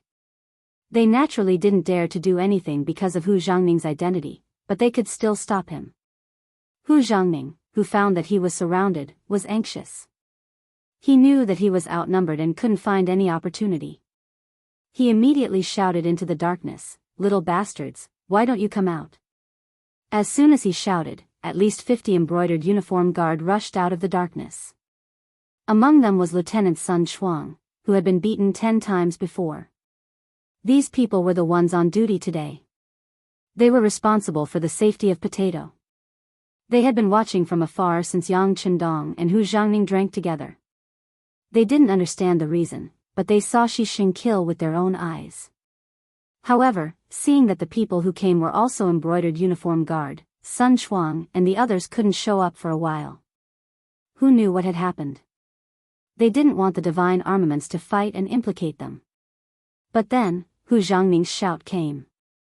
With the orders of the superior, these people couldn't hide anymore. They all showed up in the darkness and surrounded the group of people brought by Xixing. A wise man wouldn't fight when the odds were against him. Seeing that there were more people than them, Xixing's subordinates began to scatter and flee. Some of them took the opportunity to rush into the protected potato field. For a time, countless bean seedlings were trampled, making a mess.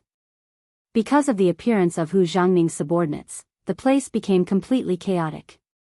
And in this chaos, Xixing finally grabbed Yang Chendong's arm and raised the embroidered spring saber in his hand high. No! Hu Jiangning, who was a few meters away, saw this scene clearly with the help of the moonlight. He immediately shouted to stop it. Xixing was taken aback by this shout. At this moment, Yang Chendong, who was caught, suddenly moved his arm. He didn't know where the strength came from, but it made his right hand numb. Then, the saber fell down and landed on Yang Chendong's chest.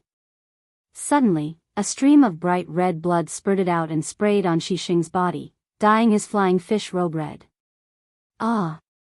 At the same time, the green-clothed Yang Chendong fell to the ground in a timely manner. When Yang Chendong fell, the eyes of Hu Jiangning, who was chasing after Yang Chendong, had already turned red. He was unable to control his anger, and when he arrived behind Xixing, he stabbed out with his sword. Feeling a gust of cold wind behind him, Xixing habitually dodged to the side, but in the end, because of the potato vines under his feet, he was a beat too slow. It was because of this beat that his right leg was slashed by a long sword. The sharp sword immediately cut through a meridian, and Xixing painfully fell to the ground with a plop. "Tie him up." After stabbing Xixing, Hu Jiangning shouted loudly. Then, he stretched out his hand in front of Yang Chendong, who was lying on the ground. At this moment, an even faster figure suddenly appeared in front of Yang Chendong. He quickly carried him on his back and ran straight to the Yang family manor.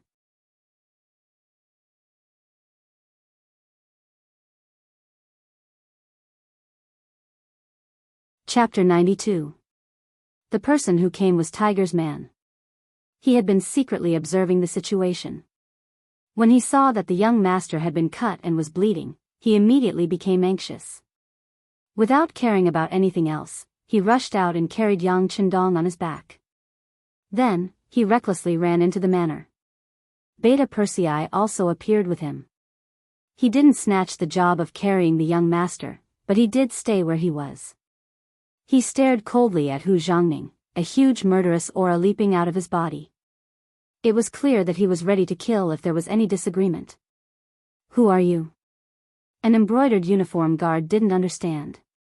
Seeing that someone was blocking in front of Lord Hu, he wanted to step forward and question him. However, before he could move, he was stopped by Lieutenant Sun Chuang at the side. "Get back!" With an angry roar, he pushed the blind embroidered uniform guard behind him.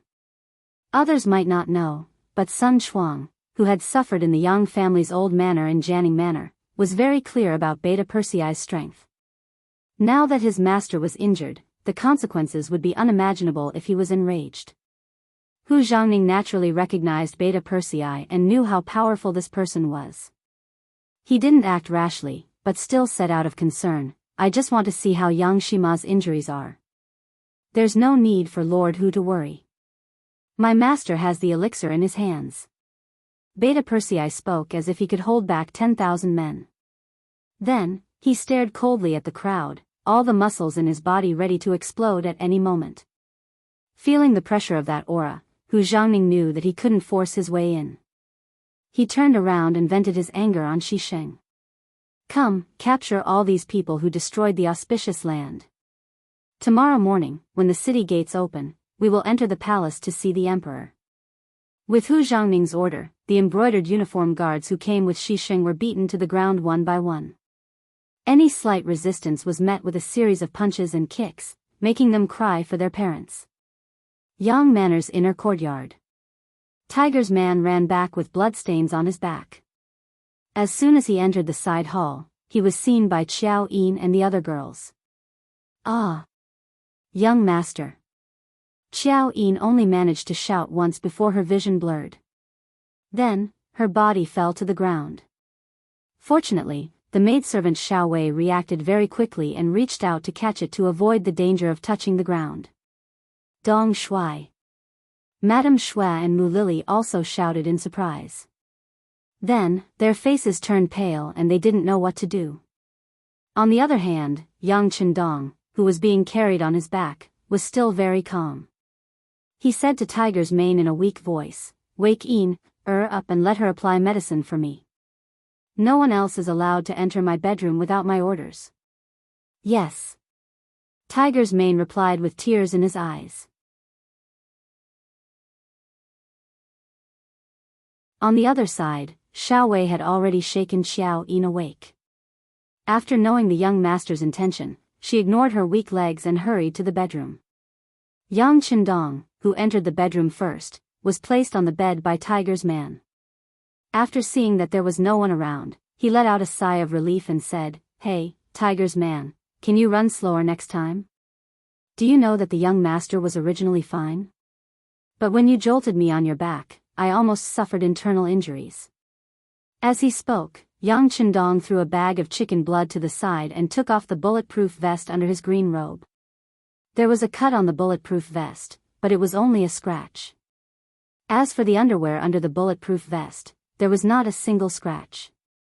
Tiger's man's eyes widened. "Young master. What about me? Your skills were all taught by the young master. Why don't you think that Shisheng, with his mediocre skills, can hurt me?" Yang Chendong asked with an expression that said, "Why don't you use your brain?" After speaking, he did not wait to see if Tiger's man understood. He continued, "The young master's injuries will continue to be feigned. Before this matter is resolved, no one is allowed to enter the bedroom without permission. But if anyone comes, just tell them that the young master is sleeping.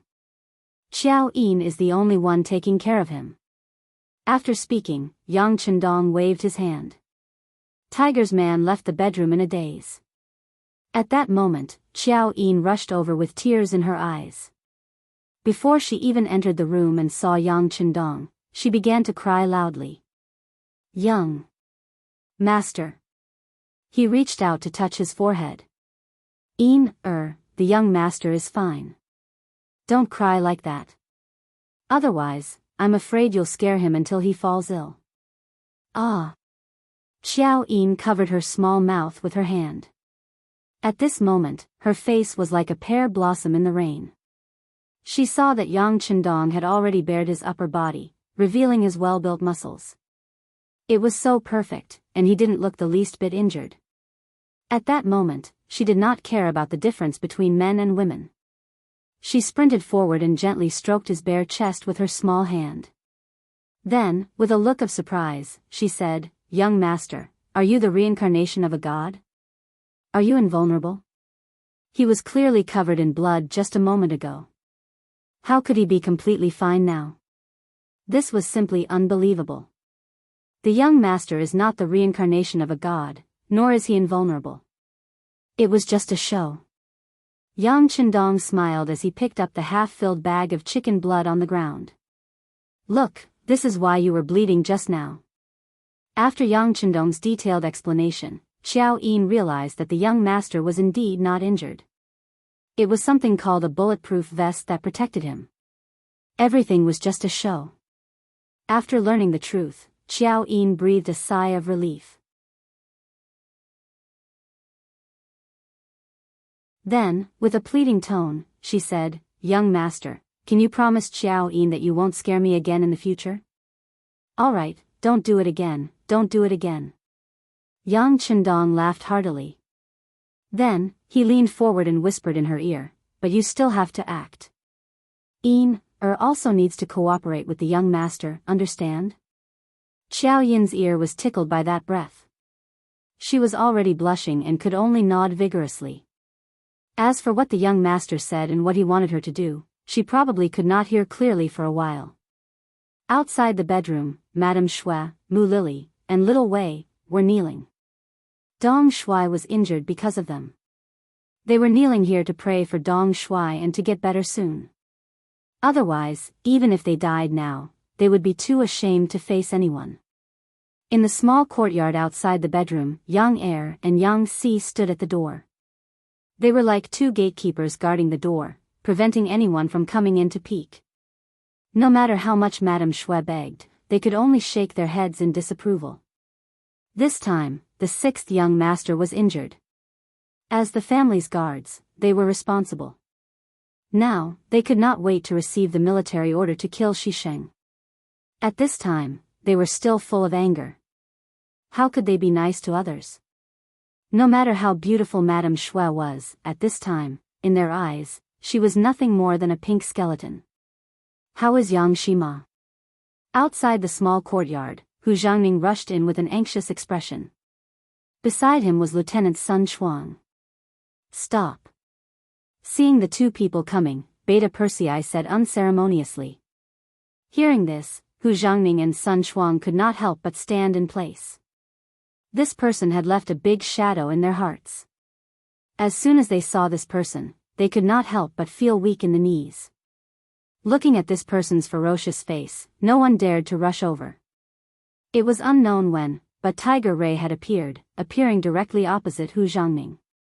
"Lord Hu." After cupping his fists in greeting, Hu Mang said in a booming voice, "Young master is currently applying the medicine. Once the medicine takes effect, he will most likely fall asleep.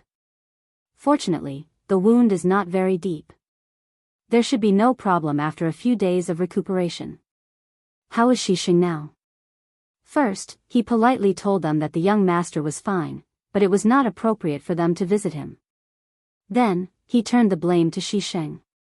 "It's good that Yang Xianma is fine. This is also my negligence. As for Shisheng, he is currently imprisoned, and because the gates to the capital are closed, he cannot enter. Once the gates open at dawn, this lord will personally escort Shisheng into the palace to meet his majesty. When the time comes, I will definitely give Yang Xianma an explanation." Hu Changning said angrily. At this time, he hated Shisheng to the core. Shisheng took advantage of his brother's power and didn't put him, a superior, in his eyes. He even heard his future son-in-law, Yang Chendong. Just now, he had seen dozens of people running around in the fields. Who knew how many potatoes they had destroyed in that short period of time? He had to give an explanation for all of this. Then he could only use Shisheng. Although he did not want to offend the eunuchs, he did not want to take the blame for no reason. Shisheng was destined to be unlucky this time. Everything would depend on how much help his brother, Shi Ning, could give him. Shisheng was going to be in trouble. "Good, I hope Lord Hu can do as you say. As for here, I ask Lord Hu to go back first. My lord is asleep and will not see anyone." Tiger's man wanted Hu Zhangning to express his position. When he found out that the young master was only acting and wasn't really injured, the anger in his heart had lessened by a lot. If that wasn't the case, the brocade guards wouldn't have been able to stop them from snatching the victory, and the result would have been 1,000 cuts. Hu Zhangning wanted to ask if Yang Chendong's life was in danger. After all, from the scene at that time, he had lost a lot of blood. Now that he knew that Yang Xianma was fine, he was relieved. He knew that he had missed this opportunity and it was not appropriate to force his way in. Moreover, whether or not he could force his way in was another matter. He could only cup his fists and say, "Thank you for your hard work. This official will take his leave first.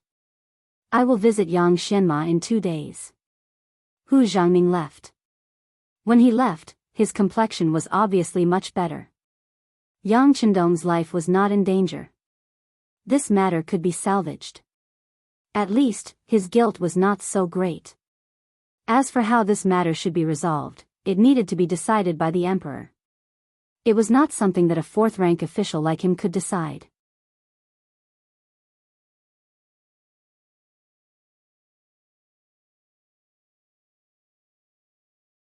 Chapter 93. Madame Snow and the other 2 girls were still kneeling on the ground.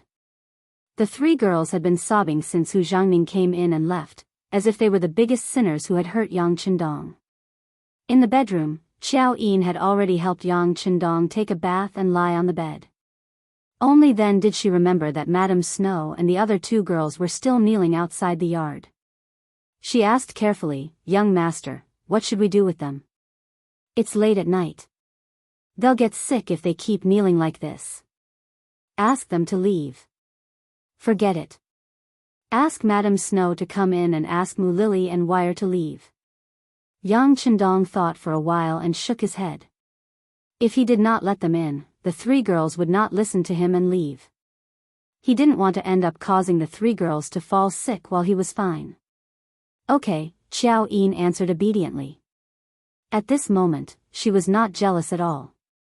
The young master could not be her only young master. She had thought about this for a long time. With one more sister to take care of the young master, perhaps the young master would live a happier life. As long as the young master was happy, she would be happy too. Outside the bedroom, Madame Shui got the message and could enter the bedroom. Mu Lily and Wire both breathed a sigh of relief. They were worried that they couldn't do anything. Now that Madame Shui could go in and help, they could go back to rest. At least, they didn't have to feel so guilty. Madame Snow followed Xiao Yin into the bedroom with a worried look. She saw Yang Chendong lying on the bed. At that moment, she couldn't stop her tears from flowing out. With a plop, she knelt down and said, "Dong Shui, it's all our fault for implicating you. We've already made a decision. Tomorrow morning, we'll enter the city and ask for forgiveness from Shisheng." "Nonsense." Yang Chendong, who was going to rest, immediately opened his eyes. His expression suddenly became very serious. "Remember, your lives belong to the young master. Without the order of the young master, no one can make decisions without my permission. As for Shisheng, he can't even protect himself. He won't make trouble for you." Seeing Yang Chendong's serious look, Madame Snow trembled with fear. She knelt on the ground and did not dare to make a sound. Xiao Yin came forward, helped her up, and then whispered something in her ear. Madame Snow's face changed again and again. Finally, she looked at Yang Chendong with confusion. Her eyes were full of disbelief. Yang Chendong naturally knew what this gaze meant. At that moment, he did not hold back and directly lifted the blanket, revealing his strong and uninjured chest. He said, "Look, look. Yin did not lie to you. I am indeed not injured." "Ah." Madame Snow did the same thing as Xiao Yin. She covered her mouth with her hand. Her face was full of disbelief. After seeing so much blood in the side hall, she thought that Dong Shui was going to die. Who would have thought that he would be fine? How did he do that? "All of you, come over here. This young master will tell you slowly." Madame Snow's surprised face was so cute. Yang Chendong's heart skipped a beat. His body reacted unconsciously. He waved his hand and asked Xiao Yin and Madame Snow to come to his bedside. The 2 women did not suspect anything and hurriedly came to the side of the bed. Suddenly, a pair of big hands reached over and forcefully pulled the 2 women into the bed. Suddenly, a masculine man's breath rushed into the 2 women's nostrils. "Ah!" At this moment, they realized what was going on. They instinctively wanted to struggle, but when they remembered that the person hugging them was Yang Chendong, the two women suddenly blushed. They just lowered their heads and didn't resist at all. Not bad. It's easier to talk like this. Haha. Yang Chendong laughed heartily. Although he was not ready to do anything, especially with two women at the same time, it was a very happy thing to have beautiful women in his arms. The two women were very cooperative. They leaned on Yang Chendong's broad shoulders. Their faces were full of shyness and happiness. Come on, sing a song for the young master. Put me to sleep. Feeling that his body was about to react unnaturally, Yang Chendong suppressed his thoughts and said to Madame Snow. Okay. Madame Snow was very obedient. She immediately sang the song that she had just learned, by Suzhen at the foot of Mount Qingcheng. Don't sing a new song. Sing an old song for the young master. Yang Chendong was used to listening to the songs of the later generations. He did not know much about the songs of the present, so he wanted to take this opportunity to learn more about them. The next moment, Madame Shui began to play an old tune. The lingering melody was like a lullaby. Before long, Yang Chendong began to snore. He was really tired. There were too many things he had to do and think about in the past few days. He had to bear all the pressure by himself. Yang Chendong had actually fallen asleep, causing Qiao Yin and Madame Snow to involuntarily smile. Next, the two women made the same shameful action, which was to take off their coats, leaving only their undergarments. They leaned against Yang Chendong and snuggled up to each other. Not long after, they fell asleep. The guards outside the bedroom, Beta Persei and Yang Si, had been replaced by Yang Wu and Yang Lu. In the dark, Dao Xiao and a team of 10 guards were secretly watching everything to prevent anyone from getting close to the small courtyard. If anyone dared to do so, Jiao Wu, with a silencer and a weapon, would show him the fragility of life. The sky slowly brightened. Hu Zhangning, who could not wait any longer, led a team of 100 brocade guards to escort Shi Sheng and more than 20 men to the capital.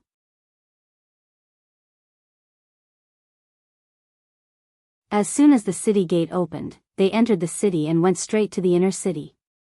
In the imperial palace, there was no news from the court. The civil and military officials were still gathered in the court as usual, kneeling to the emperor and discussing the affairs of the world. Emperor Zhu Qizhen, who did not seem to have enough sleep, yawned from time to time, and then listlessly listened to the officials' reports. The emperor was diligent in his work. Since ancient times, this had become a custom. Almost all the leaders had to do this. Otherwise, they would not be able to hold power.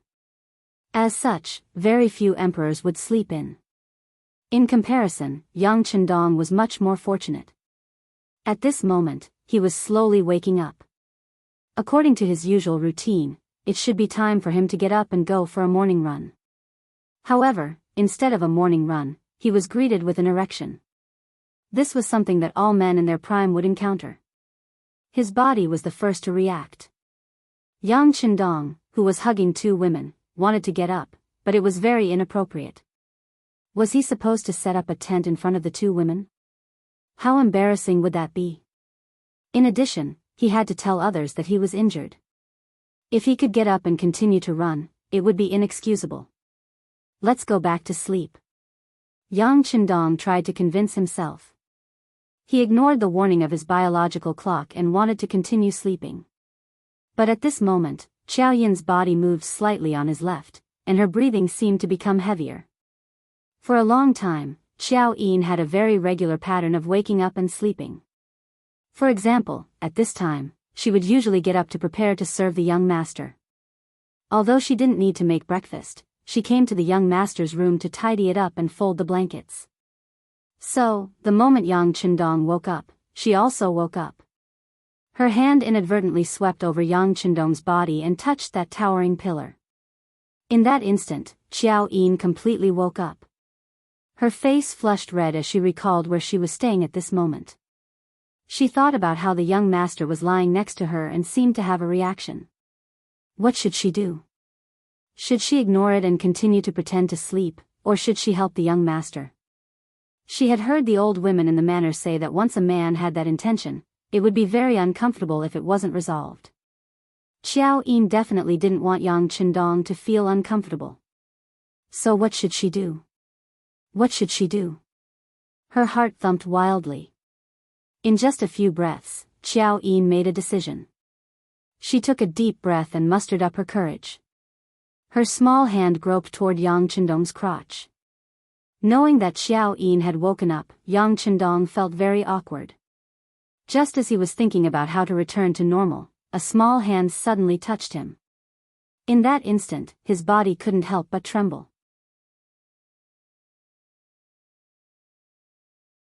The feeling made him feel very comfortable, but also very nervous. It was really indescribable with words. "Young master, let Yin serve you." Suddenly, he heard the soft sound of drizzling rain. Before he could react, Xiao Yin had already dove into the blankets and swam towards that place. No! Yang Qindong instinctively wanted to stop her. It was this shout that woke Madame Shui on the other side. Due to the nature of Madame Shui's work, she didn't wake up very regularly. In addition, Yang Qindong lying next to her gave her a great sense of security, so she fell into a deep sleep. If it wasn't for Xiao Yin's shout, she probably wouldn't have woken up. After waking up, Madame Shui forgot that she was only wearing a dudu. On the contrary, she only remembered that the young master seemed to be injured. "Is he feeling unwell?" she asked anxiously.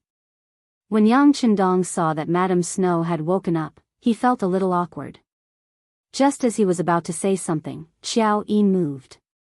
In that instant, he felt a warm sensation spread throughout his body. He couldn't help but shiver slightly. Along with the shiver, he let out an "oh" sound from his mouth. "I'm so scared of crabs. I'll omit 100,000 words here."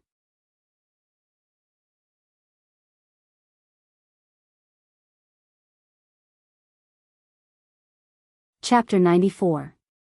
While Yang Qindong was still blissfully confused, the court, which was originally calm, was in an uproar because of Hu Zhangming's sudden arrival. "Your Majesty, this is the entire story of what happened last night." Hu Zhangming knelt on the ground and explained in detail what he saw and heard. Then, he lowered his head deeply, as if he was waiting for the emperor's judgment. After Hu Zhangming told the story of what happened in Yangjia village, the court officials suddenly exploded. Without the emperor's order and without the slightest evidence, a Jianghu of the embroidered uniform guard dared to kill a fifth-rank official who had just made a great contribution. This was simply lawlessness. Not to mention, according to Hu Zhangming's explanation, a lot of potatoes were also wasted because of this. Overnight, Lord Hu brought people to dig up the trampled land and found that the potatoes in the field were greatly damaged. Many of them were already deformed. Of course, they didn't know that all of this was arranged by Yang Qindong in advance. Those potatoes were also cleaned up in advance.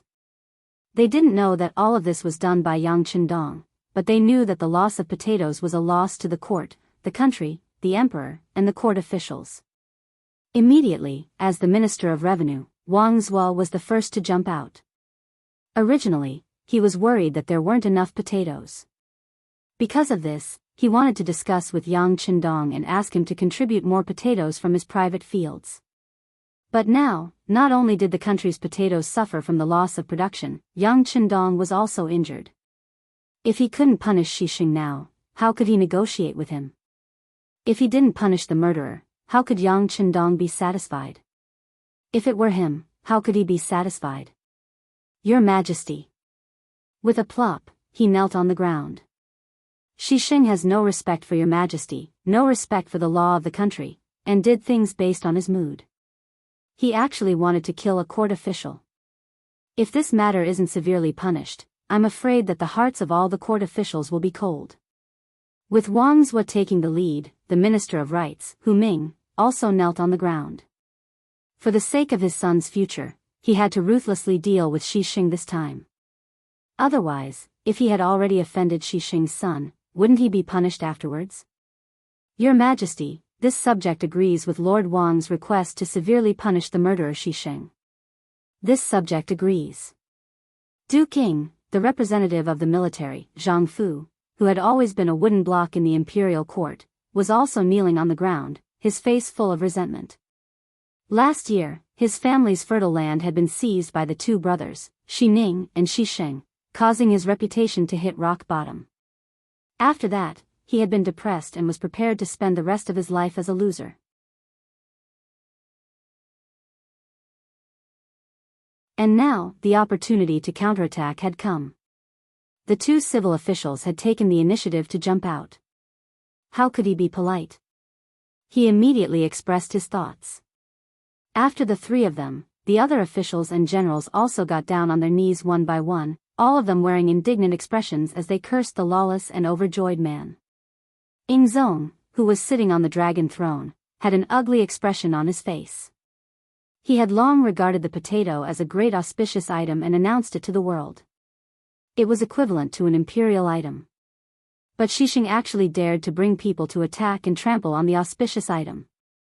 This was simply ignoring the existence of imperial power. Even if you have enmity with Yang Qindong and want to deal with him, you can find a safe place to do it. Why do you have to do it on the auspicious item's crops? Isn't this the same as the god of longevity hanging himself? Are you tired of living? At this moment, Ingzong really wanted to order Shishing to be killed as a warning to others. But at this time, Wang Zhen, who was standing on the side, opened his mouth. "Your Majesty, this matter is really strange. Why did Lord Shi kill Yang Shima? Why did he choose to do it on the auspicious item's crops? All of this needs to be investigated. In this old servant's humble opinion, we should first clarify the whole story before making a decision." Originally, Wang Zhen was very angry after hearing Hu Xiangming's words. He also wanted to kill Hu Xiangming to relieve the hatred in his heart. After all, he and Yang Qindong already had a common interest. Just yesterday, Mao Mu, the court eunuch of the ceremony directorate, gave him a good item called diapers. With it, he really didn't need to worry about embarrassing himself on the spot because of his body. Wang Zhen also knew that these things came from Yang Qindong's hands and were brought to the palace by Mao Mu to sell. The main consumer group was the court eunuchs. Moreover, a single diaper was not cheap and actually cost 2 taels of silver. Fortunately, he could get 10% of the benefits from these 2 taels of silver. Many little drops make an ocean. Naturally, it was a profitable way to make money. With a common interest, Shishing still wanted to harm Yang Qindong and even wanted to kill him. This was an unforgivable matter. But no matter what, this person was Shi Ning's younger brother and his only brother. Just based on this point, he had to stand up and speak up. The reason why Wang Zhen could have such power, other than Zhu Qizhen's great trust in him, was that he had the support of most of the court eunuchs. It was precisely because he had such confidence that he could be so unscrupulous and smooth when doing things. Shi Ning was one of the more powerful ones among those who supported him. If he couldn't speak up for Shishing in this matter, then he would naturally offend him and his leadership position would be shaken.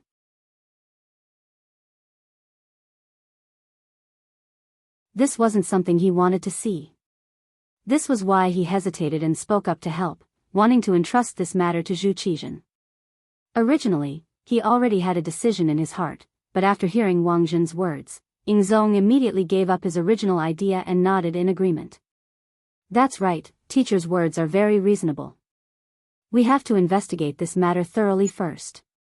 How about this, teacher will handle this matter. Once there is a result, we can just let us and the officials know." "Thank you, Your Majesty." Wang Zhen quickly knelt on the ground. "Your Majesty is wise. All right, if there's nothing else, you can leave the court." Ingzong waved his hand. He was in a bad mood this morning, so he didn't have the heart to govern. He raised it up high and gently put it down. The matter actually ended like this.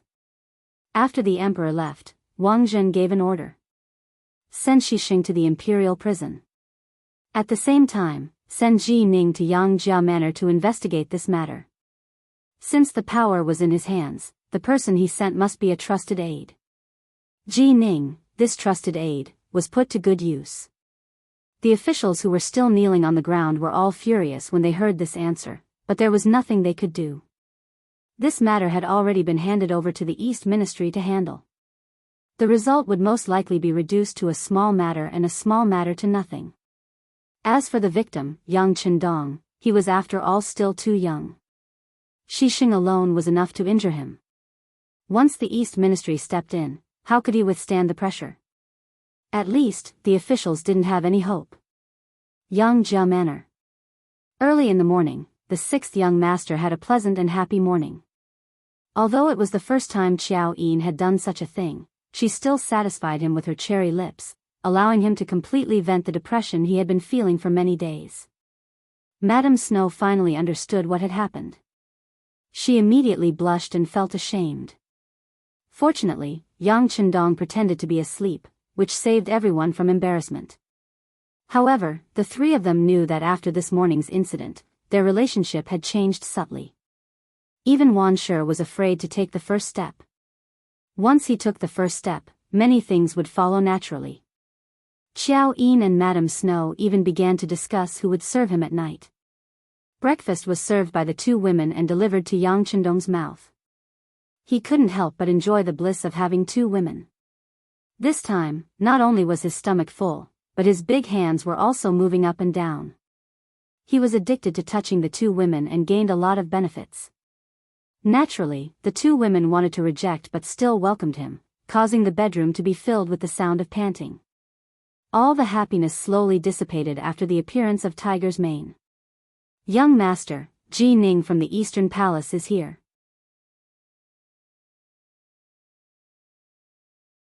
He brought many tonics, saying that they are for young master to nourish your body.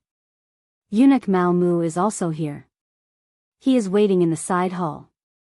Yang Chendong's reaction was extremely fast. Seeing that the people from the Eastern Palace had condescended to give him gifts, and Wang Zhen had not only sent his confidant Ji Ning but also Mao Mu, it was obvious that he wanted to make peace. In that case, Xixing should be fine now. Thinking of this, Yang Chendong couldn't help but sigh softly. Originally, he thought that since he had given the potatoes to the emperor and many benefits to Wang Zhen, he should be considered an important person in the other party's heart. Today, he had been wronged, so they should stand up for him. But now, it seemed that he had been too optimistic. He was just 1,000 commander of the embroidered uniform guard, Xixing. Because he had a powerful elder brother, Xi Ning, everything that he had given up had become a thing of the past. In the end, he still had to become the sacrifice, the one who had to give in. After treating me like this, if this young master doesn't replace me, what else can I do? The incident had caused Yang Chendong to understand the truth. With such an emperor and a eunuch who couldn't differentiate right from wrong, there was no hope for him. If he allowed this to continue, there would be a day when he would become a sacrifice. At that time, it would be too late for him to regret it. After firming up his inner beliefs, Yang Chendong suppressed the idea of starting a riot now. The target in his heart was too big, and the number of Han people he needed was unimaginable.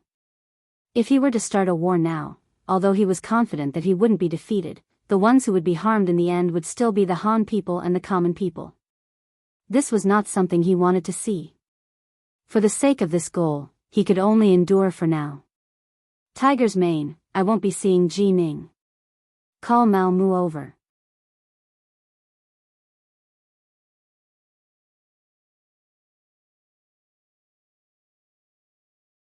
Chapter 95. Since he was prepared to back down, Yang Chendong had to put on a show of respect. What was the point of meeting Ji Ning? To make him lower his head in front of him? The sixth young master would never do such a thankless task. In the side hall, Ji Ning sat on the left while Mao Mu sat on the right. Both of them were looking straight ahead. Gentlemen, the sixth young master has a message for eunuch Mao. Please enter his bedroom. Lord Ji, if you have something to do, you can go ahead. Tiger's Mane entered the hall and clasped his hands. Ji Ning stood up with a satisfied look on his face, as though he had expected this to happen. Good. Then I'll take my leave first. Please send my regards to the sixth young master. Ji Ning's task was to mediate between the two of them. In order to achieve his goal, he had to lower his head when necessary. Fortunately, Yang Chendong was tactful. If he didn't want to see Ji Ning, he wouldn't have to see Ji Ning lowering his head. Ji Ning had to accept this favor. Good. Lord Ji, I'll definitely pass on your message to my young master. Tiger's mane understood Yang Chendong's intentions and was naturally very polite to Ji Ning. Ha ha ha. Ji Ning laughed loudly and turned to leave, his face full of self-satisfaction. Mao Mu was left behind. He asked Tiger's mane anxiously, did something happen to the sixth young master? Please follow me, eunuch Mao. You'll know when you see him. Tiger's mane knew that Mao Mu had already sided with his young master. But even so, unless the young master ordered him to do so, he wouldn't say a word. The bedroom was still filled with fragrance. Naturally, it was the fragrance left behind by Qiao Yin and Madame Snow. As soon as Mao Mu entered the bedroom, he immediately sensed the scent. He couldn't help but be delighted. This at least proved that the sixth young master's injuries weren't serious. Now, he could be at ease. He had just expressed his loyalty yesterday. If something happened to the sixth young master today, he really didn't know what to do. You're here. Take a seat. Yang Chendong leaned against the headboard and looked at eunuch Mao Mu with a normal expression. Sixth young master, are you all right? After this old servant found out about it, I was so anxious that I couldn't even eat. All right, tell me what eunuch Wang thinks. When Yang Chendong saw that Mao Mu was about to use his flattery, he had no choice but to interrupt him and get straight to the point. Knowing that the sixth young master didn't like flattery, Mao Mu tactfully stopped and got down to business. Eunuch Wang said that he hopes that the sixth young master will be magnanimous and spare Xixing for the sake of him and eunuch Xining. As for the conditions, he allows this old servant to be promoted to eunuch penning of the ceremony directorate. Although I'm ranked last, it's still a big step up. At the same time, he promises that Xixing won't cause trouble for the sixth young master. Also, when you do things in the capital in the future, the Eastern faction guards and the brocade guards will give you face and won't cause trouble for you. After saying these words, Mao Mu lowered his head a lot. He received the most from this so-called exchange, so he didn't have to say anything more. Mao Mu's promotion from attendant to penning of the ceremony directorate was a step that many people wouldn't be able to achieve in their lifetime without enough merit or ability. This was equivalent to a small eunuch becoming the head of eunuchs, and these were the conditions that Wang Jin had to pay. As for the Eastern faction guards and the brocade guards not causing trouble for him, it was better to say that they were giving him face than saying that they were threatening him. The meaning was very obvious. If Yang Chendong didn't agree and insisted on killing Xixing, then these two departments would keep an eye on the Yang family manor. If there was even the slightest movement, the Yang family would be in big trouble. Humph. After understanding the crux of the matter, Yang Chendong's expression turned cold. This Wang Zhen was really an ingrate that couldn't be fed. Fortunately, he had less than a year to live. Otherwise, with the sixth young master's temperament, he would probably send Tiger's mane and the others to take his life tonight. Don't bother with a person who's about to die. Let people off when possible. Take a step back and you'll see the world. All kinds of advice from saints flowed into Yang Chendong's mind, making him finally make up his mind to take a step back. As for what would happen next, he would urge Gao Xiong and the others to take action on Ryukyu Island. He had to quickly seize more territory. Only when he was strong would others not dare to bully him and ignore him. Many thoughts flashed through his mind. When he finally returned to reality, Yang Chendong smiled and patted Mao Mu on the shoulder. Good. This young master used a knife wound in exchange for your promotion. No matter how I look at it, it's a good deal. How about this? When you go back, tell eunuch Wang that this matter is over. Sixth young master. At this moment, Mao Mu was so touched that his nose turned sour. He thought that in the face of a powerful group of eunuchs, Yang Chendong would give in, but he didn't expect him to be so straightforward. If that was the case, it seemed that the biggest beneficiary was himself. He'd only been with him for 2 days, and he'd been promoted twice. The path he'd chosen was indeed correct. Okay. I don't like to express my position through words. I'd rather see everything put into action. How is it? How are diapers selling in the palace? Yang Qindong didn't bring up the previous matter and spoke in a casual manner. It's selling very well. After all, it's like these things are tailor-made for us eunuchs.